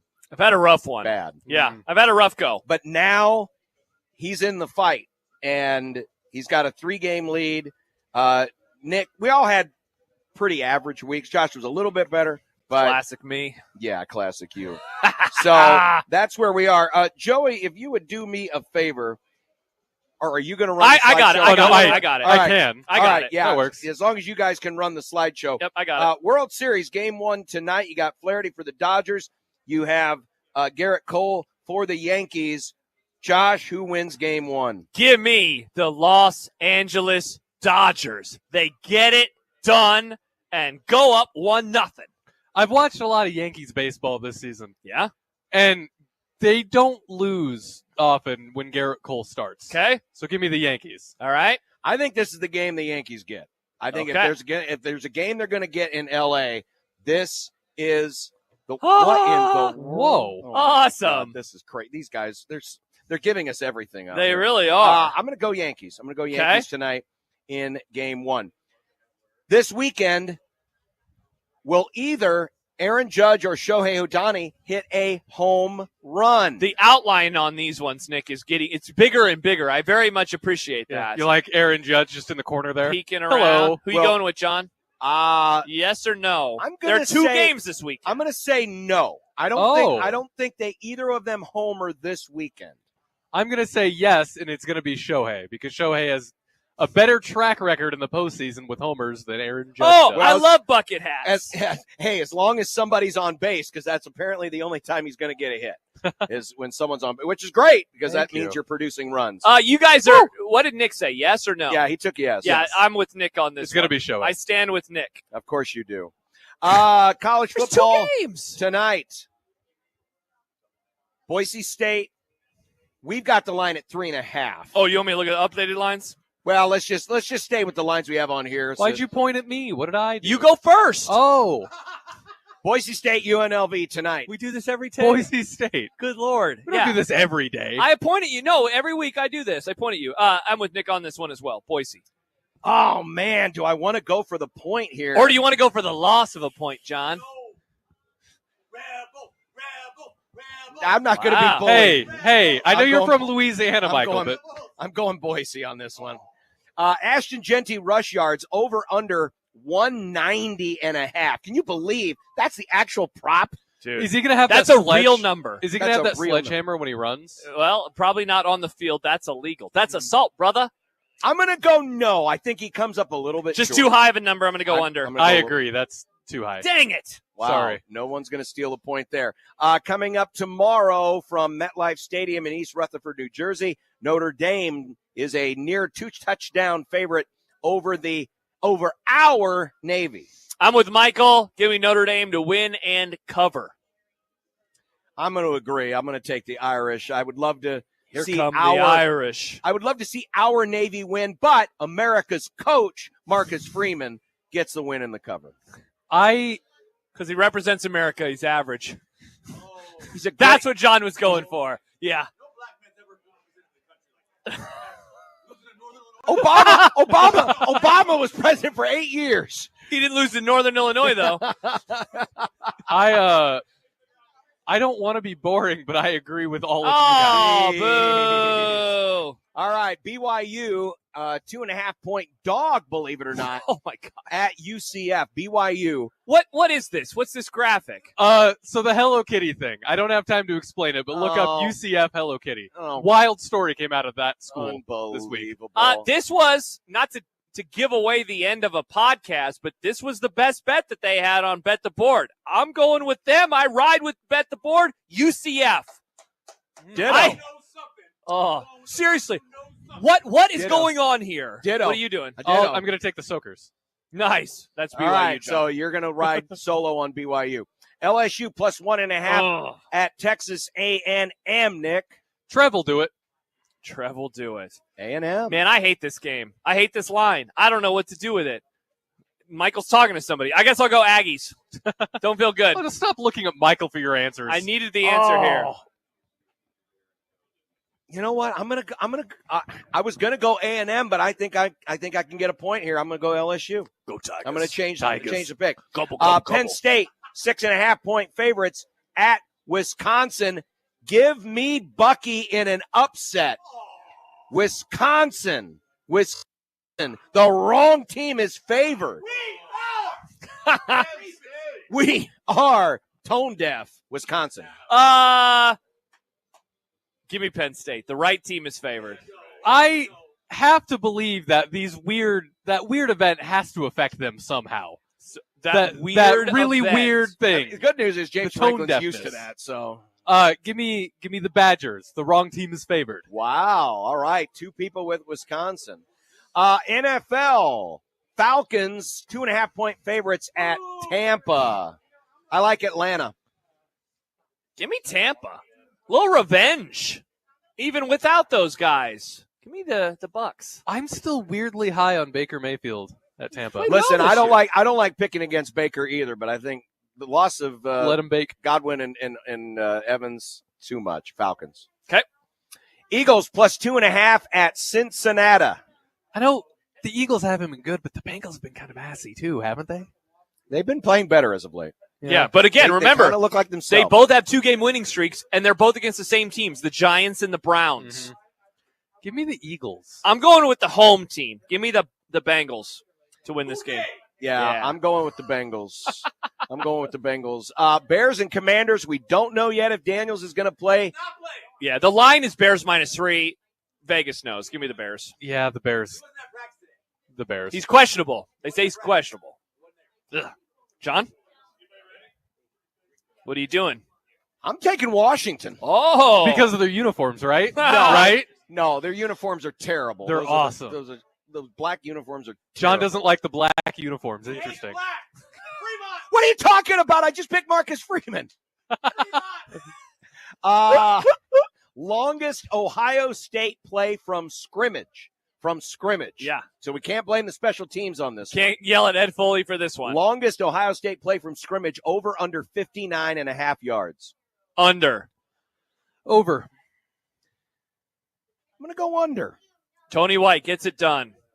Or as some people call him, Baloney White. No, they'll just have like 3 50-yard plays. They won't get oh, to wow. 50. They had 14 57-yard plays. Hearing the Baloney White thing just really lets me know that Happer found his audience, because that is a perfect joke for that show. Heinrich Harburg. Now, this is combined rushing attempts and passing attempts. Heinrich Harburg combined rushing attempts and passing attempts, 10.5. Over. I agree. Under. Oh! I'm not saying he's not going to be out there. I just don't know if he's going to do anything. Will Howard passing yards versus Dylan Raiola. Will Howard, is this an actual line? This is his number versus Dylan's number. Okay, I will give you, dude. I looked at it multiple times and I was like, am I understanding the math right if I do this? But Dylan Raiola's over under is 175.5, and Will Howard's is 253.5. So that is what do we have written down? Because that's 70. So maybe it's 78.5. Let's change it to 78.5. All right. So Will Howard minus 78.5 passing yards versus Dylan Raiola.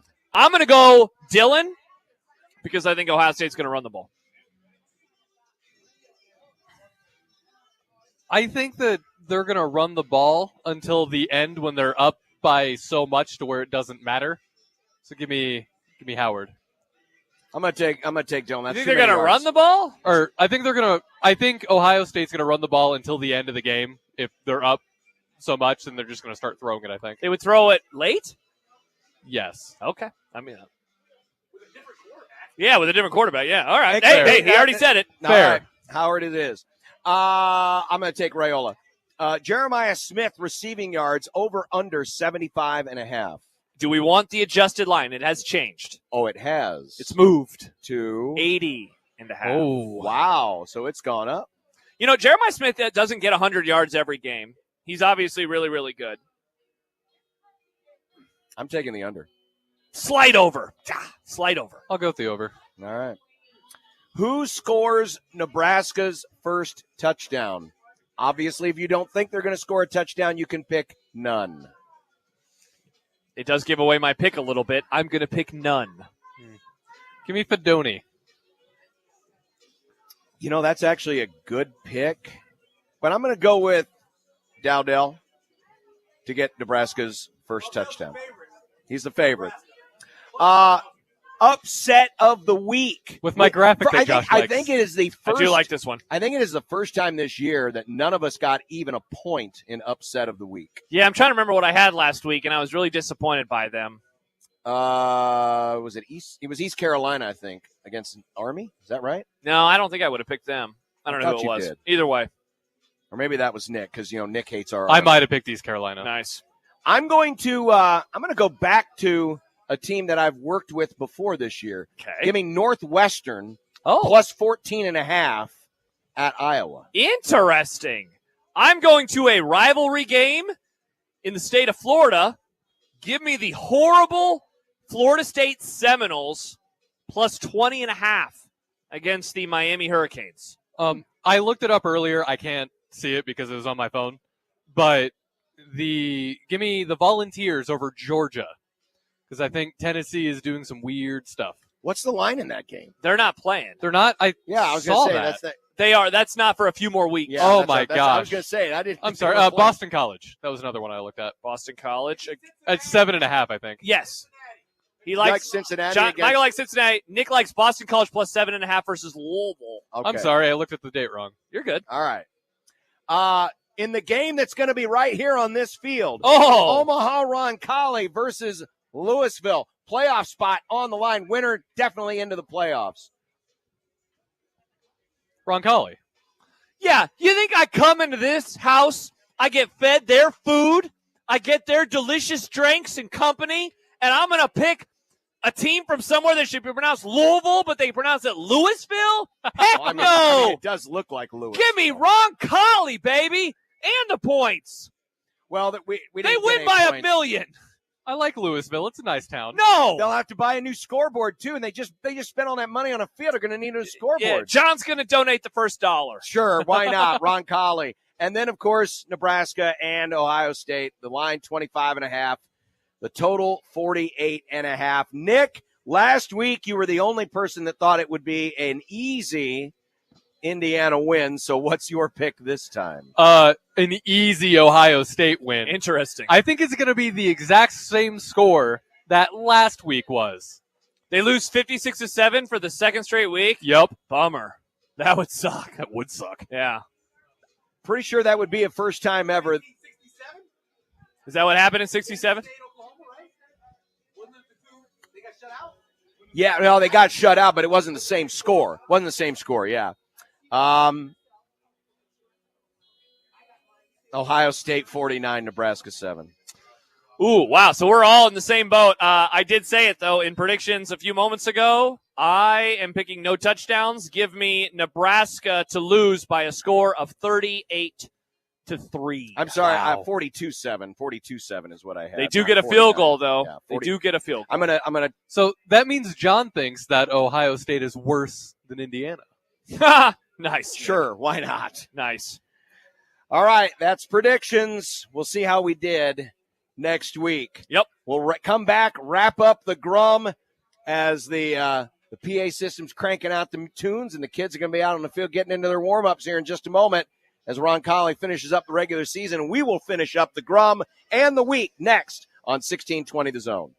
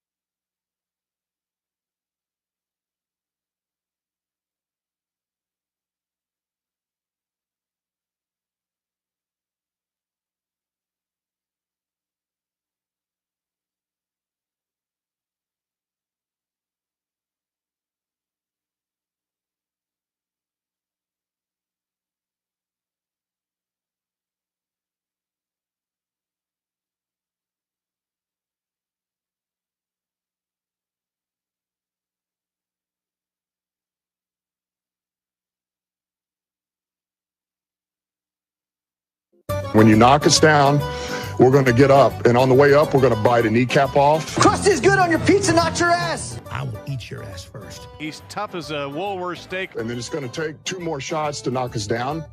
All right. And on the way up, we're going to take your other kneecap. I'm ready to hang them up, gut them, and skin them, and chop them up. You know what? I'm ready. My daughters aren't starving to death. I'll eat my neighbors. And we're going to get up, and then it's going to take 3 shots to get us down. And when we do, we're going to take another hunk out of you. Cliff, what are you going to take away as your best memory from playing basketball at Boston College? Probably just, like, going out to eat. Well, I mean, it's pretty obvious. Yeah, I'm full. I'm not eating anymore. We ate everything that they had to offer here. Cannot thank the folks at Omaha Roncalli enough. This is one of the greatest discoveries we ever found by accident. And Dan and everybody in there, all the Eddies who provided us with all this great stuff. Some of it not on the menu. Most of it that we ate today was not on the menu, but even on the menu itself. Of course, home of the famous gyro. I think it's the first time we've ever been here where I didn't even have a little bit of a gyro. Not that I'm asking for one. I'm not asking for one. I've had too much as it is. But everything they do here is first class, and just want to thank them again for having us out. It's incredible. It's easily the best time we have all year when we go on the road. Yeah, it's one of the markers of fall, one of the markers of the football season, and we never leave hungry. No. Never leave hungry. Absolutely. So that's why I don't know if I'm going to have dinner tonight. I'm taking home the chili mac. I'm having that for dinner tomorrow night. Good for you. There you go. Good for you. Well, the wife texted earlier and said, I'm not cooking. And we're like, doesn't matter anyway. My wife. Christian had about 7 wings, and I ate most of those cheese balls. And I'm Nice. full. I'm full. And those Uncrustables. Those Uncrustables are great. By the way, I guess there was a story this week in The Athletic about all the NFL teams and how much they eat the Uncrustables. Uh-huh. It's no longer oranges at halftime. It's Uncrustables. It's like, why don't you just make a damn peanut butter and jelly sandwich? Because it's already made, John. It's already made. Why yeah. you like the Yeah, Uncrustables. all the teams, the Broncos eat twice as many Uncrustables as the next nearest team. Interesting. So apparently they can't make a peanut butter and jelly sandwich in the Rocky Mountains. Overreaction tomorrow. Michael back on the air on Sunday. And we'll be back on Monday. Bye. Thanks, Roncalli.